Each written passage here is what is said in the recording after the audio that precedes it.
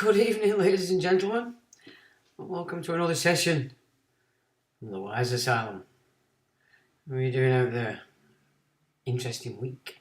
Lots of information put out there that we can have a little look at. But one thing I noticed is the first thing that Trust did was overturn the ban on fracking. Interesting, is it not? No. There's a reason why, such as Theresa May and Truss can do these things, because they're actually prime ministers that have not been voted in by the public.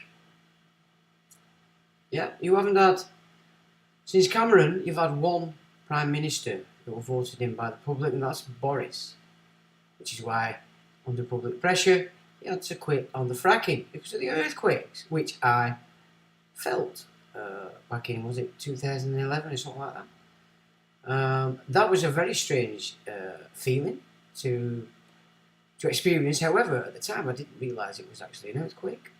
So it was one of those evenings. It was really, really windy. I mean, I had trees in my garden then, and they were making a real noise. So it got to going up for 1 o'clock in the morning, and this storm was so severe, you couldn't help but consciously be aware of it all the time. Anyway, when I got into bed, and you could really hear it then because everything was quiet, I actually thought to myself, good grief, that roof might come off and fall in, better get to sleep and then I won't be aware of it. But just before I went to sleep, I got this extremely strange feeling that I couldn't obviously explain. But what I noticed more than anything was that all the door casings in the house creaked, which I'd never experienced before, and as a builder, I have a good idea what it would take for that to happen. So before I went to sleep, I was really thinking, my God, if that wind is insane, you might blow this bloody roof off. Anyway, as it happened, it didn't, and I woke up in the morning and found that what had actually occurred was an earthquake due to the fracking going on over in Blackpool area. And that's when fracking was stopped. So these earthquakes are a definite result and consequence of fracking on these isles. So I don't think people sort of reckon with this Prime Minister kind of game as it should be reckoned with. And as I said, the only Prime Minister you've had since Cameron that were voted in by you, the public, properly, was Boris Johnson. So what a mess the Conservative Massive have made all round, which is why I'm not surprised there's 42% of the Conservative Massive want Boris to come back at some point, which, as we explored last week, the things that are changing here on the British Isles, i.e. it's been announced that the monarch's dead, which is questionable, of course. I mean, many of us have seen information to suggest that she died quite a while ago. You've got Truss in that's not voted. She's free to do whatever she wants because she has no contracts with the public at all. Nothing. She's changed the cabinet. They don't have any contract with the public. Can you see how serious it is when you don't understand the game, how the game plays out right in front of you, and you don't recognise the issues that we're going to have here? I mean, this is serious stuff. Of course, Charlie Boy is on the chopping block. You've got all documentaries coming out from everywhere in relation to who this guy is, etc., etc. And I'm noticing they're referencing back to Nostradamus and even indeed Edgar Cayce for a glimpse as to what may be. Now, Nostradamus did prophesy that Charles will abdicate. He won't be there for long. And as we all assume, it's going to be William. But could there be a double blank going on here? Because, as we've said, this is the last nation to be brought under the no-hide. And to do so would have to not necessarily remove the constitutional monarchy system. It would only require that the incumbent monarch was in no way upholding Christendom or the English constitution, the realm, and the Church of England, which of course is not the Church of England anymore. It's the Church of any old geezer and his dog can join it. You know, even if you have sex with your dog, it's alright. It's Church of England. It's good shit, man. They love you. Look, they'll have you. They'll feed you. They'll look after you. As long as you put some money in that little dish, when it comes a trotting around the pews, you know, it's, they don't care. Take anybody. Anybody is allowed to go in. It's okay. So I'm not really holding much hope up that holding up the Church of England as an oath is going to have any bearing on sanity at all. So, but if they were to put in somebody that none of us are aware of, somebody just out of the blue, then my guess would be that this critter would be 100% no hide. That means 100% not Christian. It would mean 100% happy to install laws that would make anybody that would claim to be a Christian an idolater, and thus decapitation. That's how serious this no hide system is. Can you dig what I'm saying there? And as we sort of looked at last week, you know, the priesthood of which I speak of often, most people assume I'm speaking of a Jewish priesthood. Well, we couldn't get it much clearer than that last week. We're actually dealing with the Babylonian side of the priesthood, and let's not forget the priesthood that actually operated the Second Temple from the get-go, because they were invited in by the builders of it, because they realised the builders, they didn't know how to run it. They invited the Levites from Babylon to come in, set it up, and get it operational. Which, of course, is the very temple that teacher way back came to out to the world and prophesied its destruction, and it was destroyed down to the last brick, as he said. So, from the get-go, that temple was no good. It was up to no good. But, of course, the Levites, priests from Babylon, were the administrators or the priesthood of that temple.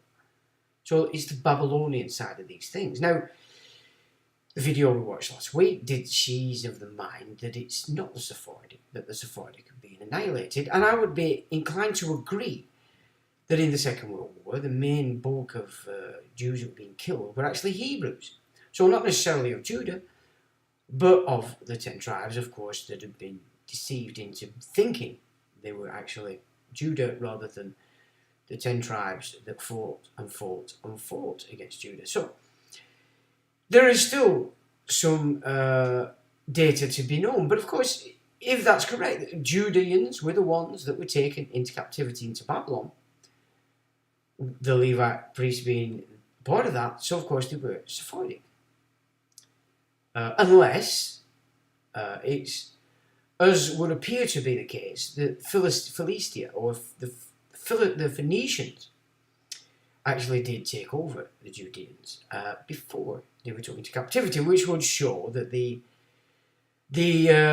tribes that were took into captivity in Babylon perhaps were a mix of Judah, Benjamite, Levi, and also the Philistines or the Phoenicians. So that again is interesting stuff.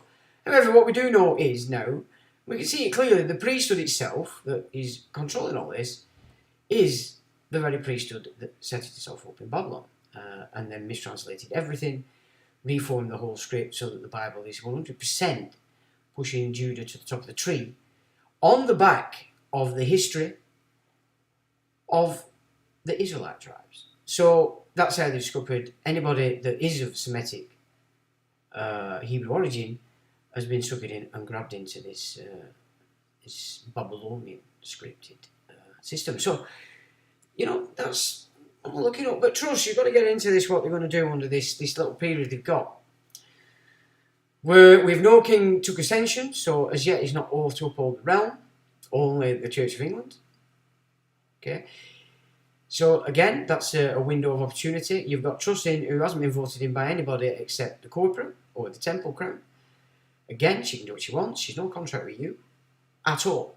She has zero contract with any single member of the public on these islands, and that is a fact. Yeah, Theresa May did it on her shift, and here we go again. Same old story, but this time the head office, the monarch, isn't a sitting There's no sitting monarch there to uphold the realm. So that worries me somewhat as well. Now, let's have a little look at what we've learned about Putin this week.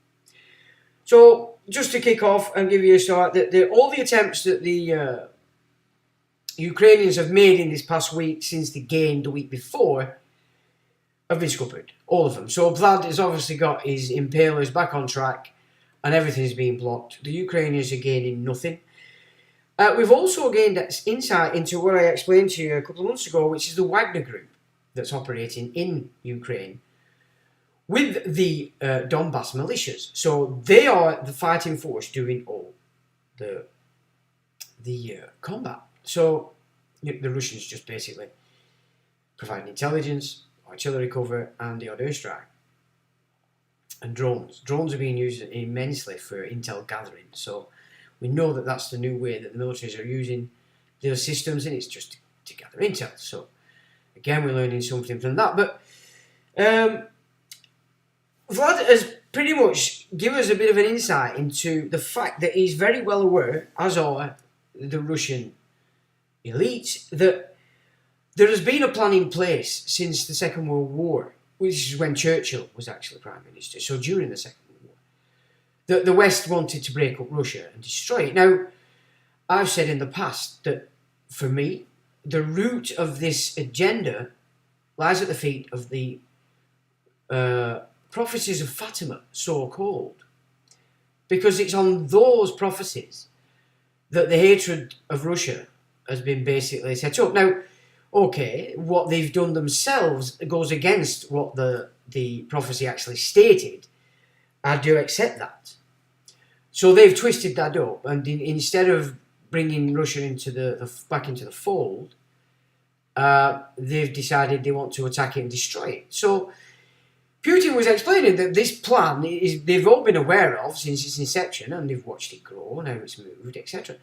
And he basically suggested that this action that he's taking now from February is in fact to prevent that from manifesting, which, right, let's get a balanced playing field here, because I'm not a supporter of Putin, don't get me wrong. You know, I've studied a lot about Vladimir Putin, so he's not squeaky clean. However, when you do, you get to watch his speeches, you get to hear or read his speeches.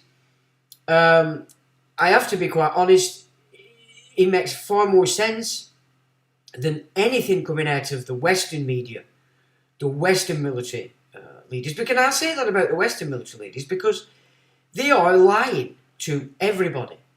Because they're playing or feeding, basically, the media script, which is giving you, the public, a false idea of what's actually going on, what it's about, what Vlad's intentions are. And they consistently put forward that he's losing strength, that the economy is ready to blow. The economy has gone through the roof. Now, I saw a piece of a video that Vlad made in, I think, 2019, where sanctions were being threatened on Russia for other things, etc. I think it was something to do with Ukraine, actually. And Vlad said, yeah, please do. Give us the sanctions. It can only work in our favour. So he was saying, bring them on, bring the sanctions on, because it would force the Russians to come together. They'd have to go elsewhere for their products, and they would boost their own agricultural economy. And that, ladies and gentlemen, is exactly what is taking place. Because of the sanctions that these idiots across the West are thrusting upon Russia. It's quite ridiculous. It's absolutely ridiculous.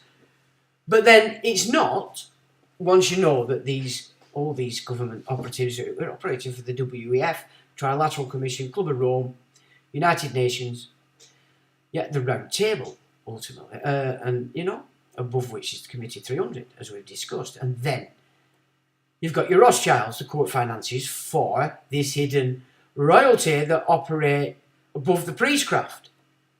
And we've given insight into that with Abad Lubavitch. I can show you every single world leader in play today in this melee that's actually taken images each year with this representative group Ababluvovic, which is the enforcing arm of this no-wide system. So we've covered a lot if you've been listening, and it does pull together quite well. And so what we've learned from Vlad as well, not from Vlad, but the Wagner Group is basically a bit like Eric Prince's Blackwater. It's a mercenary group. Now, one could say that Blackwater does operate within NATO forces in all wars that have been going on since its formation. We know that Eric Prince is a full-blown Zionist, and his father was, and it was his father who left him the money from which he created this private army. But of course, the US government gives him huge contracts, so he makes even more money because he's operating and doing the dirty work for the US government and in the US military, and of course NATO. So you could say Blackwater, in the same vein as this Wagner Group, which again is made up of mercenaries from across Russia, but not just in Russia. As is with Blackwater, they've creamed all our military boys during these wars into the private militaries. That's what they've been doing, while annihilating good lads in each militaries as well, by making sure they're sent out there for a bomb. Because, of course, we've got to remember these terrorist organisations were trained, set up and funded by the CIA. CIA is Jesuits. It's not, let's not think it's America. It might be people by America, but it's run by the Holy See. Yeah, all these operations are. The East India companies, remember, MI6, MI5, Mossad, all these operations are being told what to do out of the Holy See. So we've covered that also, so we don't need to get excited on that. But so the Wagner Group is built up very similar. Mercenaries from all over the Cholo, take them in. And the fact that they are mingling with the actual military forces of the respective nations, as it were, you could then say that it's the Foreign Legion of each nation. So the Blackwater is acting in the same manner as the Foreign Legion has done for France. And the Wagner Group is doing the same for Russia in the Ukraine. So we're ever more pushing to huge private mercenary militaries, which is rather worrying because it's always more difficult to send a nation's army into somewhere and do some skullduggery because of the diplomatic fallout. However, if you're all utilising private mercenaries, you can do what the hell you want. And it's, you look back at the history of war, let's say from the Crusades, the majority of wars that were fought. So, I mean, everybody says the British Empire. The Portuguese were the first colonists. The Spanish were the second. And then it was the Dutch and the English. And what happened is all those imperial colonial empires merged in the inner city of London. It's the headquarters of all the colonial central banking communistic systems. Because central banking is communism. Anything that monopolises control of anything is a communist protocol. Karl Marx, of course, give it the oomph and you make it violent. A physical one. Black Lives Matter. Antifa. That is a fine representation of what Marxism is in relation to communism. It's not communism the thesis, it's communism. It's enforcing communism with action. That's where Marx brought. What Marx brought to the communist idea. So we can see that, but it's moving more and more into private military forces, and most of the military campaigns that were taken on when these colonial empires were kicking off, in all cases, it would be the private mercenary forces, mainly Hessian, that were used to do the invading, do the slaughtering, and then it would be when a nation's military went in to secure it, set up the roadblocks, and to set up a system that kept the country functioning. So it wasn't necessarily the nations of themselves that were in there after the event that actually carried out the event. And that is another point that people miss. But we can see that that's exactly where it seems to be going again now with the rise. So we've got Blackwater, Foreign Legion, and of course we've got Wagner Group. I'm not suggesting for a minute that we should sort of parallel the Foreign Legion with either of the other two, because of course Foreign Legion has been going for a very long time. And there were a point back in the day when I considered actually joining the Foreign Legion. So I'm very glad I didn't. But it's a very well known and very well respected organisation, indeed. So that's what we can see today. You know, Putin's actually give us an idea as to what the hell's going on and why he's actually done this. Now, what's rather worrying is, at the moment, it's a special operation, a special military operation. But he's talking now that it might have to change to a counter-terror operation. Now, all the rules change. As soon as it's a terror operation, thanks to 9/11 and all the bullshit that we had thrust upon us, so Contingency Act here, 2004, Patriot Act in the United States, and every other nation's respective copy of this preordained corporate system.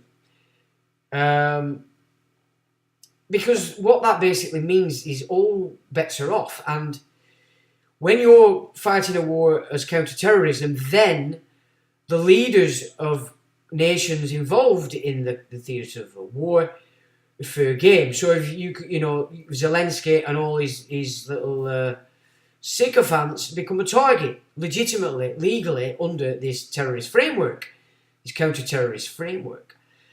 So that ups the game somewhat, does it not? So at the moment, he's just basically battling away in the Ukraine. But if it shifts to a counter-terrorism operation, then we're going to see, well, it's that picture is rather worrying. Now, the reason why he said this, as we've learnt this week, is because there are and have been terrorist attempted military combat missions against nuclear establishments within Russia. Not the nuclear power station you're all aware of that the Ukrainians have been bombing into Ukraine because the Russians hold it. He's speaking of attempts that have been made within the Russian Federation on the power grid. Now, fine, I mean, when you're at war with somebody, that's fair game, and he can't be crying about it, but he's not crying about it. He doesn't appear to be a scrycast. He's basically just saying, okay, if that's where it's going, then we're going to have to shift this into a counter-terror operation, and that's going to change everything, because it means they can hunt down anywhere in the world people they can tie to a potential terrorist activity and have them. So that's in London, that's in New York, that's in Paris, anywhere on the planet under a terrorism platform that they set up. Everybody's fair game. So it is moving up and it's getting worse and it doesn't look good. So just to confirm again, the Ukrainians have made absolutely zero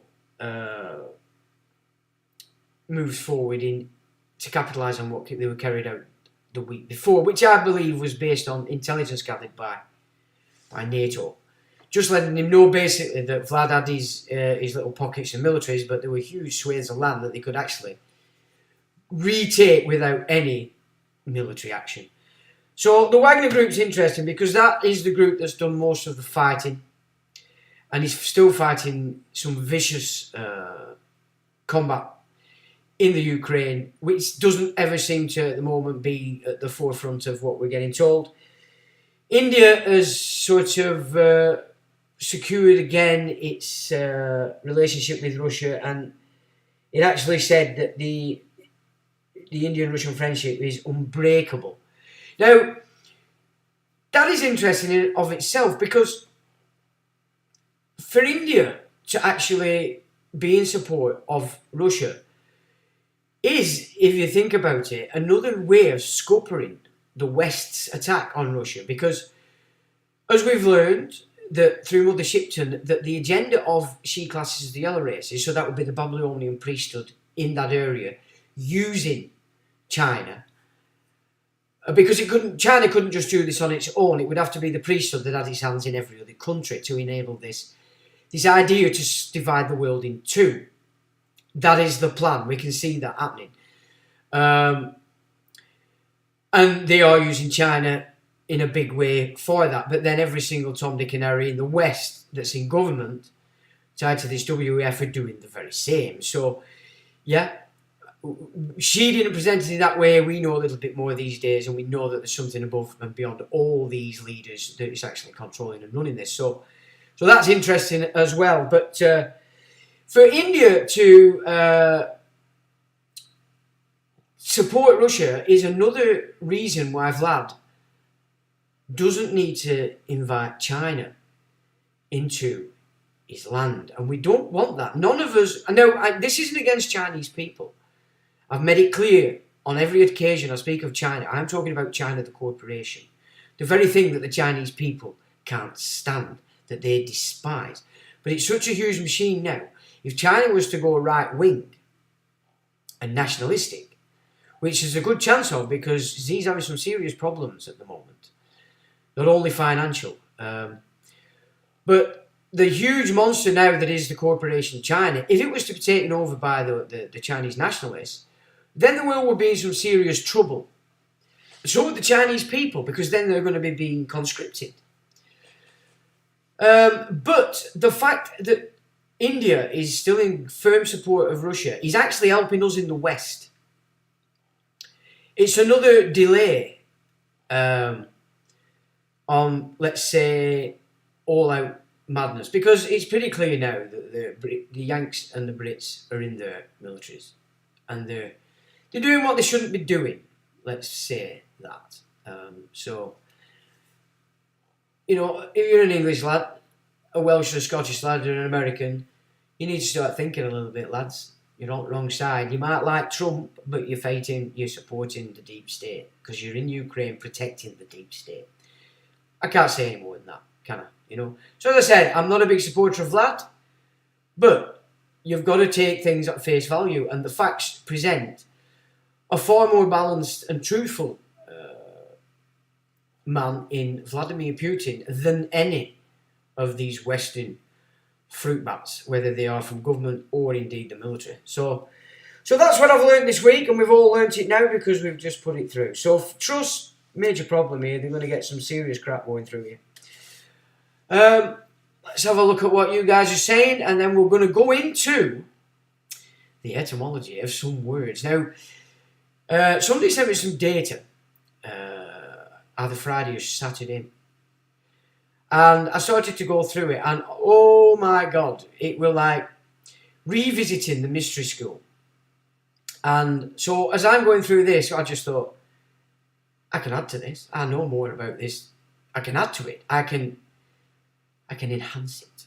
So I've spent yesterday and today enhancing this piece of work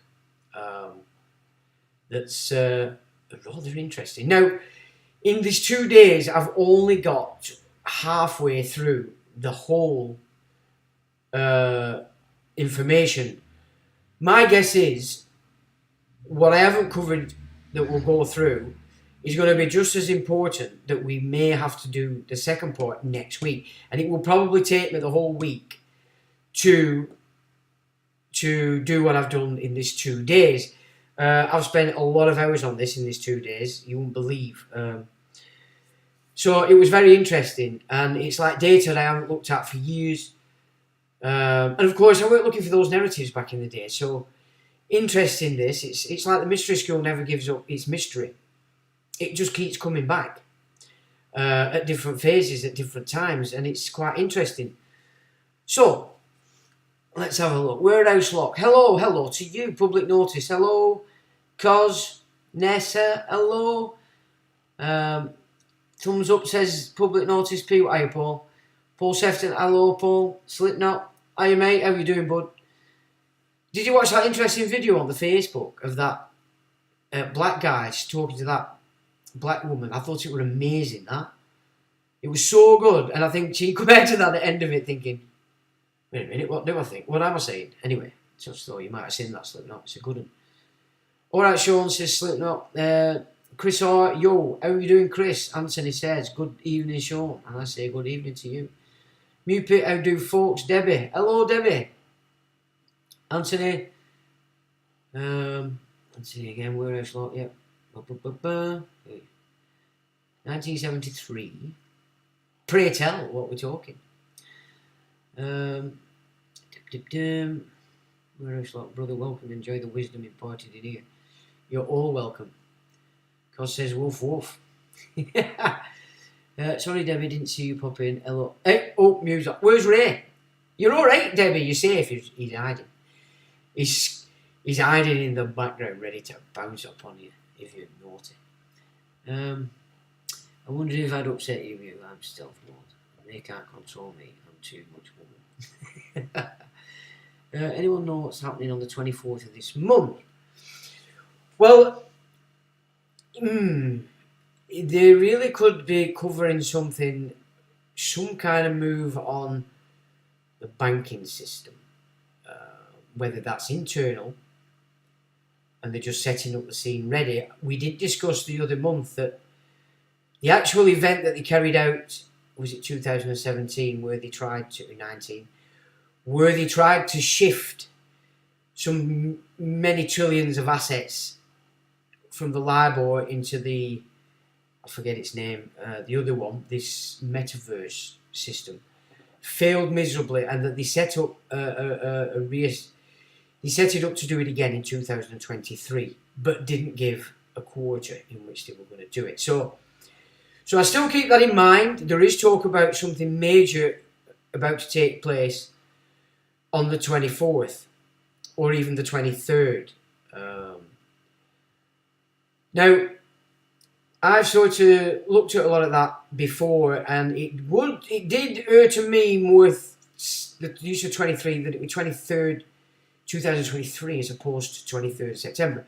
But they've got the perfect opportunity, have they not? No monarch, a fruit bat. Yeah? A fracking fruit bat. Hey! The fracker! The fracker trust the fruit. No, never mind. I'll think of something. I'll think of something for it at some point. So yeah. You know what's happening? Yeah, so I don't know. But it wouldn't surprise me if they hit the banks. I saw today on a Canadian thing, they've frozen the bank accounts again now, haven't they, of the truckers that are still protesting, cancelling the insurance on the truck. Can you see where this control... She said, actually, we now have the means to... And then rabbited on about how... This is frightening power that you're giving to these dipsticks if they go cashless. It is terrifying. Now, the narrative with the currencies... Forget what they're saying, because what they're saying ain't what they're doing. You know, all this talk about crypto, it's a diversion. The central banks across the world,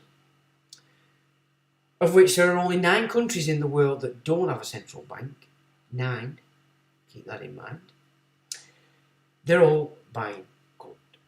And this is Basel III kicking in. As I said to you last year, Basel III kicked in 2020, I think, or 2021, instructing all the banks to no longer deal in paper gold, i.e. promissory notes. It had to be solid physical gold. And many nations now are starting to mint gold coin. So they've got you all fixed on this crypto, but that's not what they're doing. They're talking it, spewing it, telling you all about it, but it ain't what they're doing in real time. So you might want to have a little look at that if you're considering swapping real assets into crypto. That's a bad idea all round. Buy crypto, deal in crypto all day, that's fine. But I wouldn't promote or suggest anybody puts what's real and a physical, tangible asset into crypto. But that's just my opinion. Where are we? I like Lavrov as well as his speeches. You know, if you're real, you're not on a side in this shenanigans that's going on. Because it's all bullshit, is it not? But when you sit down and listen, if you actually listen to what's being said on the West, what Putin says, which is little, it doesn't say a lot. I mean, to spin something, you have to say a lot. Well, tells you something, doesn't it? You know what I'm saying? Vlad doesn't do the spin. He says it as it is. And everything I've checked in relation to what he said, I've found nothing that didn't ring true. And I followed all the troubles in Syria when Vlad went in there to help Assad. And anybody that studied it, You could not in any way, shape or form see the NATO as anything other than the creators and cause of ISIS and Al-Qaeda in there. Slaughtering, torturing, raping, slaving, nicking the oil, selling it to Turkey. You know, we have to be careful with all this stuff. You know, we don't want the world to divide in two. Mother Shipton suggests it will not happen. But the conflict that arises from the attempt is going to create and leave us disorder, which we discussed last week. So, happy morning from the land of Oz. Hello, Gary. How you doing, mate? Morning, evening, Oz. Hello, evening, mate. Kel says good morning from Oz. Hiya, Kel. Whereabouts in Oz are you, Chuck? Evening, Sean. Evening, all. Gotta say, great work with Claudio and that particular paradigm. I like what Claudio has to say. I really do. Having been a pupil of astrology way back, Terra and all these systems, I've always copped a wink at it because it's a valid science. It's real. And what Claudio's brought is because he's got to do the sidereal, not the tropical. It's pretty interesting. I like it. I like it a lot. And he's a lovely guy. I like him a lot, which is all that matters. Personalities is what it's about for me now. I'm sort of losing faith in holding friendships that are not actually friendships. You know, it's not a spiritual thing. There's no realism in it. It's just bullshit. And that's been a funny year for me this year. A year of treachery and a year of letdowns, I have to say, which of course is all leading somewhere, I'm quite sure, but I think a lot of people are seeing that in their lives as well. So I'm saying it's not worth hanging on. If that's what it brings, it's not worth hanging on. And that, again, would benefit you if you... Because then the energies that you're wasting on other people, you can put forward into your own thing and pull your world together a little bit better. So that's what I'm seeing it as leading to, because everything is for a reason. So I'm glad you enjoyed the Claudio interview. Any thoughts on the sentence given to Belfield? Is this the online harms bill in action? It would seem to set a legal precedent. 5.5 years is some time. Now, I don't know anything about this guy. I have to be honest. I only know he's been given 5 years because I received... Somebody let me know. And I believe he's tied with Katie Hopkins. And he's quite get out there and crack on kind of guy. Now, first reaction when she said that was, well, he's obviously done something wrong. Either he's broke the law or he has absolutely no concept that he needs to first establish his standing if you're going to go and sort of try and uproot some of this nonsense that's going on by the state. So that was my first point. You know, he's done something wrong. He must have done something wrong. So, but yeah, 5.5 years. Obviously, what they're doing, because Katie Hopkins has got a following, he would sound as, and anybody else you're connected to, you've got all eyes on him. This is what they love to do. They make an example of them because it terrifies everybody else. Do you know what I'm saying? This is the problem when you get into this game. There is no support. Let me make it clear. Okay, there is no support from it. It doesn't happen. So, you know, it's just the way it is. It's the way it goes. You know, you put yourself out on a limb, but there is no support. And that is why banging somebody up like that, who was a figurehead for 5.5 years, will completely annihilate any efforts and all efforts that are being carried out through this guy's persona in a network. It cancels it out, kills it immediately. So they do it deliberately.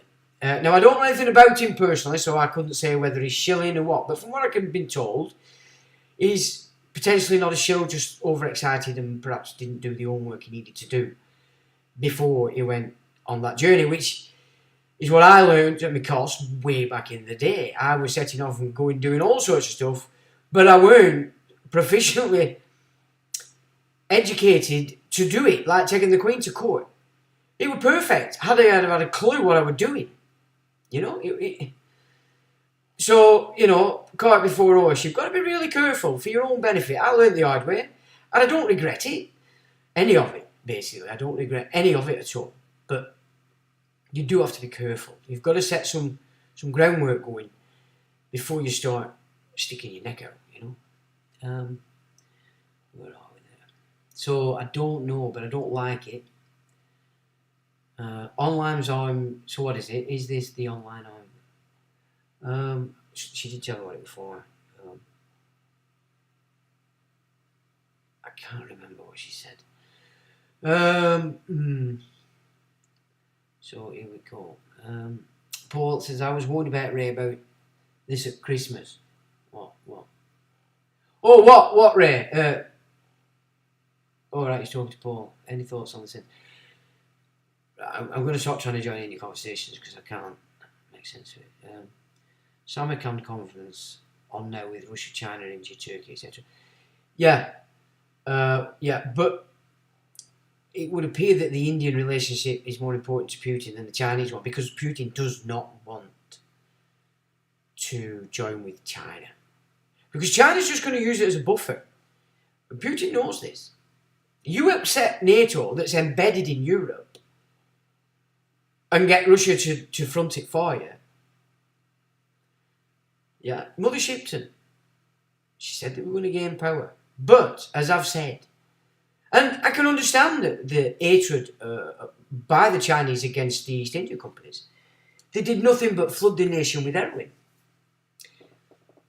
We can see what that means now. We couldn't see it back in the day. We had no concept of what that meant, our generations. We now know what that means because our streets are full of them. We know now what flooding a nation with heroin actually does in the breakdown of social cohesion, and of course the rise of a violent underworld. Because there's always been an underworld. You didn't see it back in the day because it kept itself to itself. It didn't run about beating people up. It dealt with its own. But now they're all over the show. They're in your face, and they're backed by the police. Police intelligence is the command. They're doing it because they're being allowed to do it, and they're grassing for it. So if any stuff came about when it came from a source that they didn't provide, you've got all the little boys out there doing the dealing, doing the listening, will report it back. That's why it's not good to be getting into that these days. It's too dangerous. It's far too dangerous. Especially if you use a mobile phone, which I've been popping on about for forever. Let's have a look. Got 5.5 years, and he's been for slagging someone off with words. Well, it must be more than that. You can't get 5.5 years just for slander. I'm sure it must have been more. Exactly, dangerous waters we're entering, yes. That's why Mew is born advertiser, just Muppets, as Sean calls us. I don't call you guys Muppets at all. If I'm talking out there and going you, I don't mean you guys. Good grief, I'm talking about them that have absolutely no concept outside the television. You know? Kanga Collins, good day. Sure, hey, good day to you, my friend. I think Russia is far more sensible than all the West put together. I've learned so much from you, thank you. We're from Melbourne. You, my friend, are so welcome, and thank you for that. Yeah, I have to agree. I mean, Snowden, I've watched, Snowden's he's released a book, and I watched an interview with him today. I mean, I think this guy's legit, to be honest, Snowden. I can't offer that accolade to Assange, but I think Snowden, but of course I'd have to read his book, because in there he's explaining what happened and what he did, but yeah, very interesting. And he said that Moscow is very much like New York. The good and the bad. So, it's not whatever... this picture that we have over here of it still being black and white. You know what I mean? It's just... It's not the way it is. It's not the game. Debbie says... Let's talk to Paul. Set an example, Debbie. Sonny Mildura out in the desert.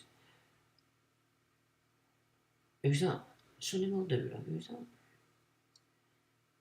Yep, to deter others. Yeah, and it works. It works. That's why they do it. It works. It works.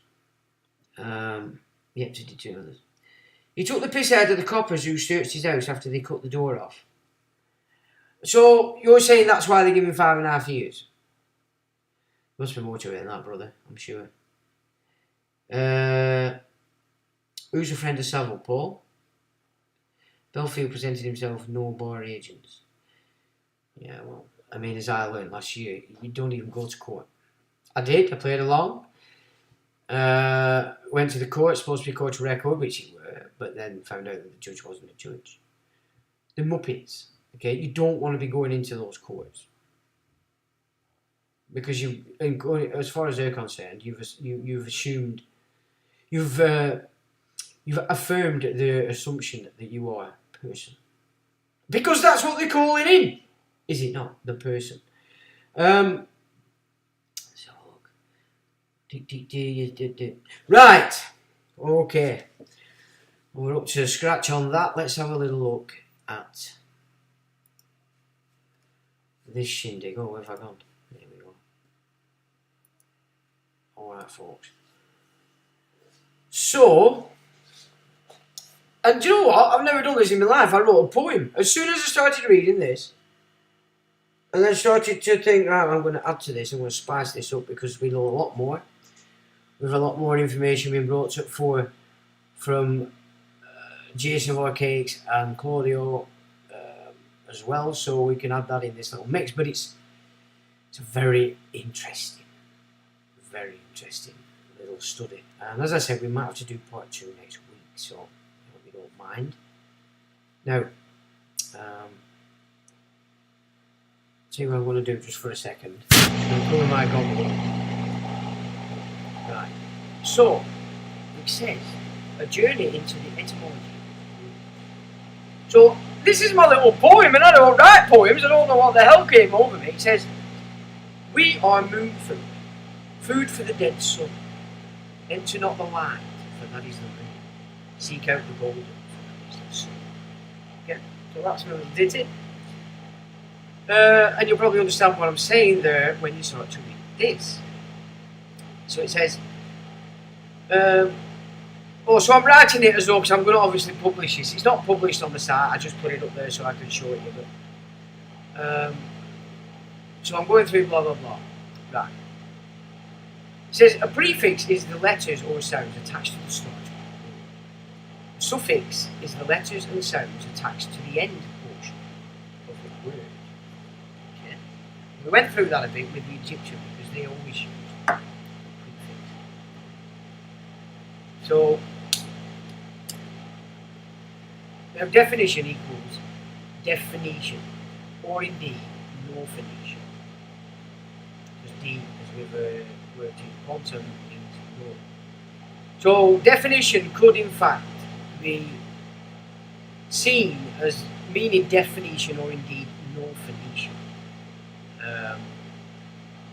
Templar is Spanish for the word key, or something required to open something not yet open to you.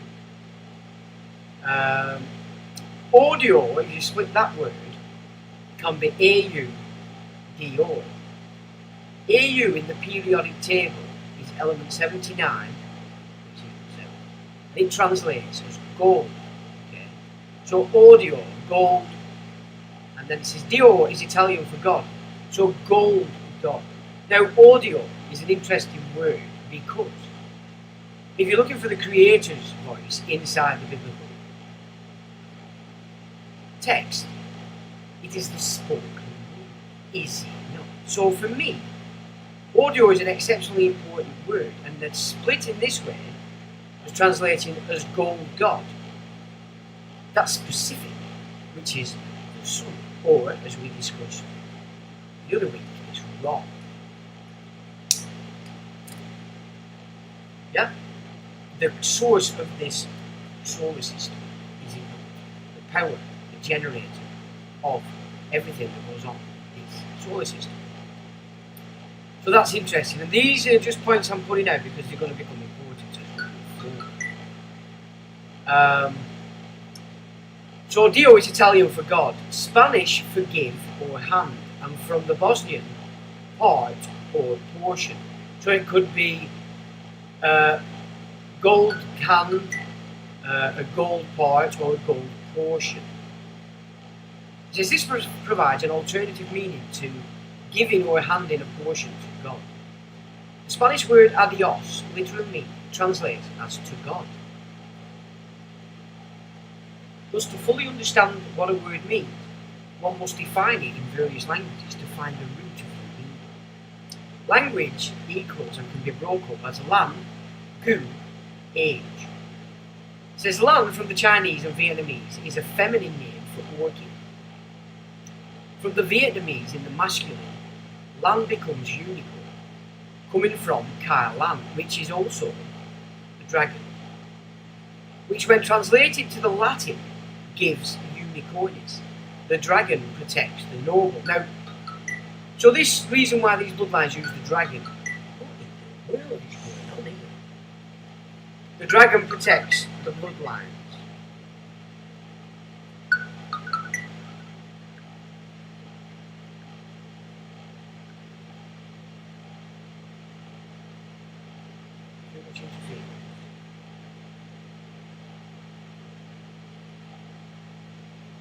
Right, so I've got a message from there. Where are you guys here? Are you saying the thing? It's just right, so look. See if we've got. No, that's interesting. Okay, I'll turn that up. How's that? Is that any better? Is that any better, chap?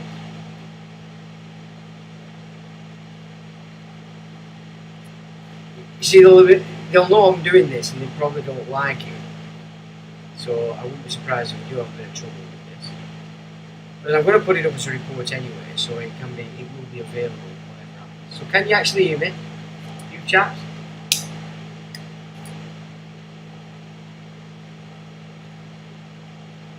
Blank screen. Is it still a blank screen? No screen and fuzz. Interesting. Hang on a sec then. Let me... How's that? Just a load of buzzing, black screen.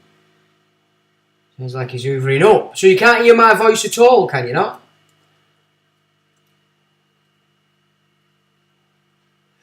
Right, so it's back again. Okay. It's actually the CPU in the computer. Thanks, Ray. Cheers, mate.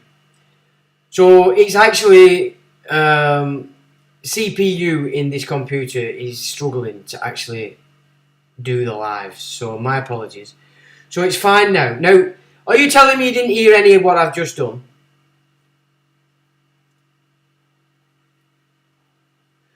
Did you actually hear anything that I said?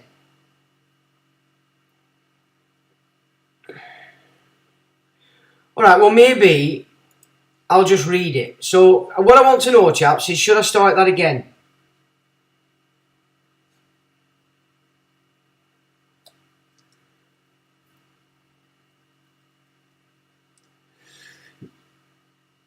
So you know, okay, folks. Yeah, I don't think they'd like this going out, to be honest. Which it wouldn't surprise me if we're having trouble for that. Exactly, couldn't hear it, nothing. Pause after a bit, yes. So you can still hear me now, can you? Go back about 10 minutes. I'll start it from the beginning and I'll do it quick until I get up to the point. Alright, chaps? So you're going to have to look at my ugly face. So I did a bit of a poem. It says, we are the moon food, food for the dead sun. Enter not the light, for that is the moon. Seek out the golden, for that is the sun. Now I don't know whether that's supposed to rhyme or not, but that's my poem. In these videos, we have explored the idea that the Phoenicians, whomever they are, ran the world from the empire on the seas. We have also explored the idea that the tribe of Judah was first taken by the Philistines, Phoenicians, to exact their agenda in the Levant. With that in mind, let us explore the etymology or origin of words and also the phonetics, which offers up the audible means for transferring the words by sound. Example, see, see, see. We must also grasp the importance of how words can be split to offer up a hidden meaning or element within a word. So you've got C the letter, C as in the ocean, and C as in holy sea, or just C. But it's still C, isn't it? Yeah? A prefix is the letter or sound attached to the start of a word. A suffix is the letter or sound attached to the end portion of a word. Definition could be translated as definition, or indeed, using the quantum grammar, no Phoenician, because of course DE before any word is a negative, and it basically means no. Templar is Spanish for the word key, or something required to open something not yet open to you. Audio, split up, can be AU and then DIO. Now this is interesting. AU in the periodic table, which is element 79, which breaks down to 7, translates as gold. Dio is Italian for God, Spanish for give or hand, and from the Bosnian part or portion. So audio is gold, and from the Italian is God, so golden God. Okay. Now we've gone through the Ra side of things, haven't we? Ra is the golden sun. Yeah, our yellow sun, right? And it also can be gold part or portion, or gold hand. Yeah. It says this provides an alternative meaning to give or hand in a portion to God. The Spanish word adios literally translates as to God. Thus, to fully understand what a word means, one must define it in various languages to find the root of the meaning. Just check back with you guys. You can hear me? That's got to be good. Now, language, we can break that up into land, gu, and age. Okay. It must be better. It would be better if you could see him. Let me have a look. We'll try it again. Just give us a text if it goes off, Ray, and I'll just flick back to this if that's okay with you, matey. It's just probably better if you can see it. So language, we can break it up as lan, gu, and age. And lan from the Chinese and Vietnamese is a feminine name for orchid. From the Vietnamese, in the masculine, lan becomes unicorn, coming from Kai Lan, which means dragon, which when translated to the Latin gives unicornis. Now the dragon protects the noble bloodlines, okay? So I take that on board as if you ascend and you're noble, because you're not noble as a lesser, then it is the dragon power that will protect you, yeah? Stop the mob from having you. Move against as a noble the correct format, and the mob will be all over you. Jiu in the Dahomey mythology translates as the god of war. The Dahomean religion was practiced by the Fon people of the Dahomey kingdom. The kingdom existed until 1898 in what is now the country of Benin. People taken from Dahomey to the Caribbean used elements of the religion to form Vodou, or voodoo, and other religions of the Afro-Caribbean diaspora. Now, did you know that? Did you know that the Caribbean slaves were actually from this particular area and this particular kingdom? So that I thought was interesting as well. Now, it sounds like CPU is having a fit. Good, we're still on. That's got to be good. I'll tell you what I'll do. I'll flip between. It's gone a bit mental again. We'll go back to that, let it calm down. This is worth listening, boys and girls, I'm telling you. This is interesting stuff. Let's come down a little bit. Yeah, it's when I open that browser, unfortunately.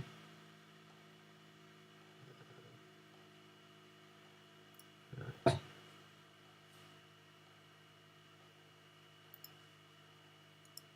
So. It says age we understand as the age or ages of the zodiac. We thus have Lan, a dragon that protects the nobles, and Gu, the god of war. Together we have Langu ages, presenting the gods of war that protect the noble ones through the ages. This is the spoken word or audio of the golden gods, now written to prevent the slaves from seeing the gods who enslaved them. So it used to be passed down mouth to ear, and now it's been written down to confuse because people don't understand their own language. Are we still okay? Who are the gods? Let us take a look at the days of the week. Now, Sunday, as we all know, is the sun's day, Sol, Ra, but Sol is questionable. We'll get to that. The Romanian word for Sunday is Duminica, or first day. Monday is the moon's day, lunar, Romanian luni. Tuesday, the day of Mars, Romanian Marte. Wednesday, the day of Odin, Mercury. In Romania, it's Mercury. We could symbolize Mercury. What was she on about? Thursday, the day of Thor, Zeus, Jupiter. Romanian, joy. Friday is the day of Venus, Freya, the Latin Venare, the hunt. Romanian, Venera. Saturday, the day of Saturn, Romanian, Sambata, meaning Sabbath. There is no Earth Day, or is there? But obviously I didn't get to any data that suggested it is. Are we still okay? Okay. The Phoenicians were known as the merchants of the sea. They can be said to be the agents of the prison on behalf of the priestcraft and ultimately the lesser gods, which I should have put in there. Looking through the eyes of the film The Matrix, so we'll use a Matrix film for some symbolism. The Latin word neo translates as spin, to weave. In the film, the lead role is cast as Neo, the one who weaves his own web. The term can also be translated as produced by spinning. This is taken as evidence that the Earth is a spinning globe from which all science is based. We're not getting into that, we're just saying that these are the terms that have determined this foundation of the heliocentric model. There are 7 accepted planets that make up our solar system. We have 7 days of the week, 7 notes, 7 colours of the rainbow, and 7 chakras, or spinning wheels of light. In essence, 7 is the count for the frequency in this place that accord with the above. Definition of hue in the Latin is hither, to the person speaking indicated. So far to this point, place, degree. So it also means so far at this point, place, degree. And there I give a link to that definition, which is from the Latin. Now, the accepted definition of hue, of course, is accepted in the English as meaning a shade of colour, which we've gone through often when we talk about the difference between man and person. It says we can therefore partake in the idea that our source itself has been limited within a separate matrix to a standard 7 frequency paradigm within the avatar body that communicates with the limited sphere or egg of 7 rays in which we physically reside and call it Earth. So what I'm basically saying there is that within the egg that everybody's in, there are 7 chakras to which you are communicating, translating, okay, as a frequency. The chakras are that interpretation or the receiver. That in this situation the soul is stuck within a very limited receptive field because of course it's encased in the egg shell in a state of separation or ration of 7 rays of Ra from the field of 10. So there's 10 fields, 10 Sephiroth, yeah? But while you're in the egg, there's only 7 available to you. And they're apportioned to you or given to you as a ration so that when you can balance those frequencies and use them correctly, which we went through with the Ra Horus, then the sun becomes the father. You are just emanating and transmitting the energies from our real sun and father, Ra. But while you're in the egg, you are the Horus. You are in there, you've got your own mind, your own thoughts, your own free will to break the egg or not. That in this situation, the soul is stuck within a very limited receptive field, encased in the egg, in a state of separation, or ration or 7 rays of Ra from the field of 10. So there's 3 more fields is what I'm trying to say there.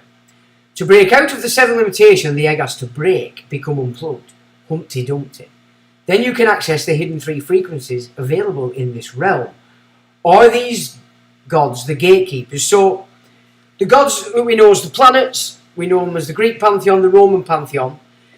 Are these the beneficent gods, as opposed to the lesser gods that control you while you're in the egg? Okay, so this is what I'm trying to get across.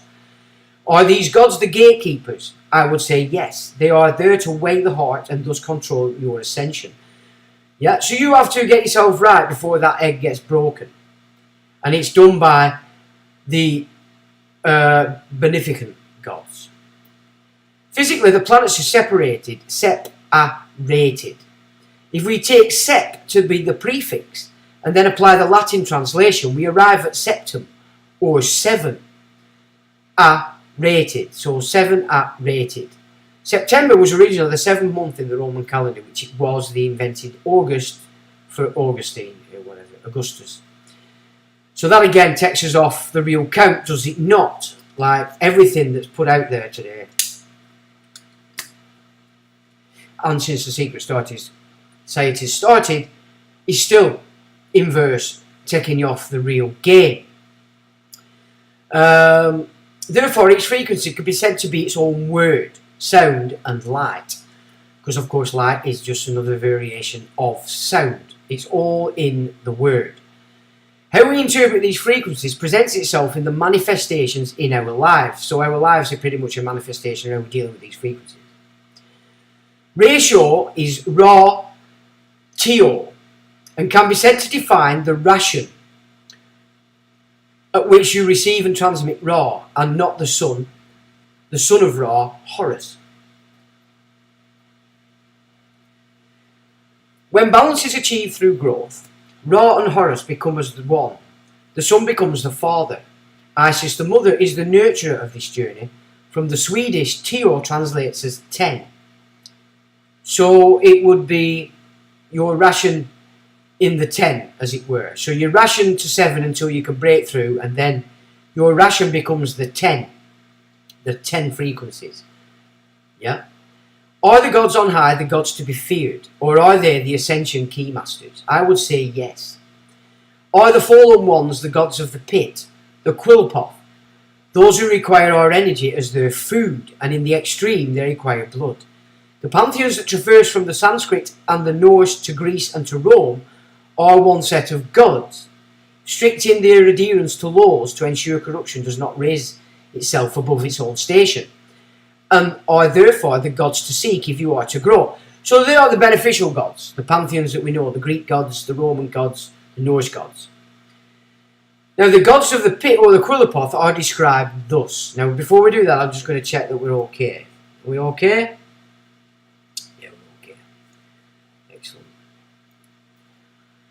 Quilpoth, Hebrew, shells, husks, is a term in Kabbalah tradition and means lords of the unbalanced powers, referring to demonic entities from a former universe who survived in the present one. So then you're going back to these before these catastrophes. The Quilpoth is the subject of a vast but uncertain demonological lore, which originated from Jewish sources, but also was borrowed or came from other sources and parts expounded upon by later occult theorists. As with Kabbalah, Quilpoth has several English spellings. A common one is Quilpoth. According to Kabbalistic texts, the Quilpoth originated as ruling powers in a universe that existed prior to the current one. It was a realm of unbalanced force that was destroyed during the early stages of the creation of the cosmos, prior to the writings of Isaac Luria. The Quilpoth was sometimes described in Neoplatonism terms as the last link to the chain of emanation, the furthest thing from God, that still possessed enough divine power to maintain existence.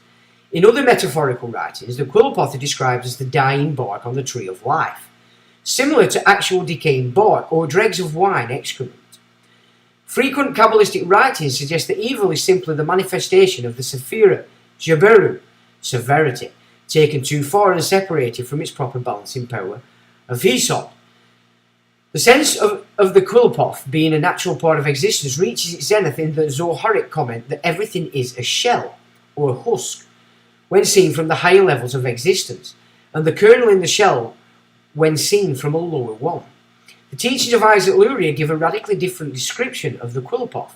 This is encompassed in Illyria's description of the Kabbalah. The orderly creation process was interrupted by disaster. The vessels that weren't meant to contain the seven Sephiroth were Chesed, Hesed and Molketh, and were inadequate and shattered in the face of the descending current of created light. From the charge of these vessels brought to life by sparks of divine light still caught within them, the Quilpoth came into being. The rescue of the sparks of light from the kingdoms of shells is the great theme of Luria's Kabbalah, and is very similar to the Gnostic theology. The Quilpoth completely composed the Sitra Achra, or other side, the realm of demons. Kabbalah literally describes the demonic realm in great detail. Both the school of Burgos and the early Spanish Kabbalah and the successors of Luria were active in Kabbalistic demonology. The 10 best known orders of Quilpoth, meaning negative power, correspond to the 10 Sephiroth, the Tree of Life. Corresponding Quilpoth to their respective Sephiroth can be seen in the illustration of the Tree of Life in the Kabbalah article. It's not an article, it's actually a video I made, sorry. Every Quilpoth has separate characteristics and attributions. For that we can deduce that those who fail at growth, and by definition reduce their ability to receive and translate available precursors within the egg, find it easier to join the lower parasites and for gain in the satisfaction of a desire than to ever walk the path of ascension in the current avatar. This we call the cursed. So that's, anybody that's signed up for the dark side, you're basically giving up your right to ascend in this lifetime period that you're in. We can therefore consider that the ascension gods give, they are beneficial, while the gods of the pit, the fallen, can only take. What they take is your energy, and the energy that they can have you collect for them. So that's paedophilia, that's rape, all these nasty things that create energy that they can take on. We have discussed that in earlier videos. And then, of course, whatever energy, where they are, they're getting you to collect, you would lay that on the altar for them. Matrix is a Latin word for womb. In the languages outside the prison, no man was ever birthed. The doctrine uses the term born, does it not? Yeah. In the use of the term birthed or birthed, we immediately understand that we are dealing in the war weapon or language of the dead, or those within the grasp of the Quilpoth. Right? So if you're fixed into this world of the dead, you need to know that your God is the God of the Quilpoth. This is an essential ingredient to be grasped if you are to recognize the language of the ascension gods as opposed to the lesser gods. The language you follow is where you are at. Recognition is the key. Now, we've discussed that in different terms, haven't we, about copying and creating. If you're copying any of these systems, you're remaining fixed in this egg that you've got around you. Now, back to the film The Matrix, the symbolic act of breaking the egg was presented with Neo awakening from a pod and removing the fixed lines fixed to his avatar. This could well be offering up the point of growth from the position of constraint. So it was symbolic of the actual point at which you burst the egg, you fall off the fence, Humpty Dumpty. And then, by the law, and broken the chains to enable a shift into the realm of the beneficial energies, due to the shift in your personal translation of the dance of life, or the 7 rays of Ra through Horus, in the correct manner. The laws then change for you. So you've forgone the Horus side of yourself, and you are become one with Ra. Yeah, that's where it gets complex when they talk about the Trinity, isn't it? Where they Oans and all this kind of stuff, where they're one, and people go, well, what are they talking about? Well, that's pretty much what it's saying. You become one. You are the son, are you not? Your mother and your father is Ra. Isis, of course, Mother Mira is the mother, or Mother Nature. Yeah, the womb of everything, which is what this place is it not? So once you have sort of given up being your own individual son, and you are just transmitting straight raw energy, the laws change for you in this realm, and the dragon is looking after you. So it's interesting, is it not, that Apple computers give you your iPod, so your pod, in which you can enter the metaverse and fix yourself into a contrived and controlled fantasy of distorted frequencies of sound and light determined by the minds who programmed the AI. This is further enhanced in the use of the term pad, as in iPad, which can be defined as a temporary living quarters. The word apple itself can be seen as the representation of a magnetic field, or a field of specific frequencies relating to a specific cast of knowledge. Once the human is born, the lesser gods birth a fiction through a doctor. So once we're born, straight away we've gone through this with the midwives, under a doctor, they have to play a game, aren't they? So once the human is born, or the man is born, the lesser gods birth a fiction through a doctor, now midwife. Have you ever thought of midwife? Why? There's a reason why they call it a midwife. Yeah? Is it between the birthing? So if you're born, and between the born and birth, you have a midwife. Not a mother, a wife. Very interesting. Because that's husbandry, isn't it? Kind of stuff. So that needs a little bit more. Didn't have time to actually look at that, and I should have done, because once I saw that, I was breaking it up. It's middle wife. What does that mean? And the fiction is said to be docked in right? So the fiction they create is then docked, which is where you're getting doctor, in or docked Can you see that? So you've been docked in once they've created this trust. Was an ancient city of Babylon. Had ziggurats called... So had a ziggurat called Etymology. So Niguru. Yeah, a bit Nibiru in it, can you see what I'm saying? Which translates as house whose foundation creates terror. Well, are you not all terrified living in your bubble? Have you not just all been terrified through this last 2.5 years, or less, definitely the previous 2 years? I would say yes, you have. Well, we're not starting to see why. It's because no matter what you're trying to do, unless you make a creative thought into a creative action, you're not benefiting yourself. You know, that's where it gets a bit scary, is it not?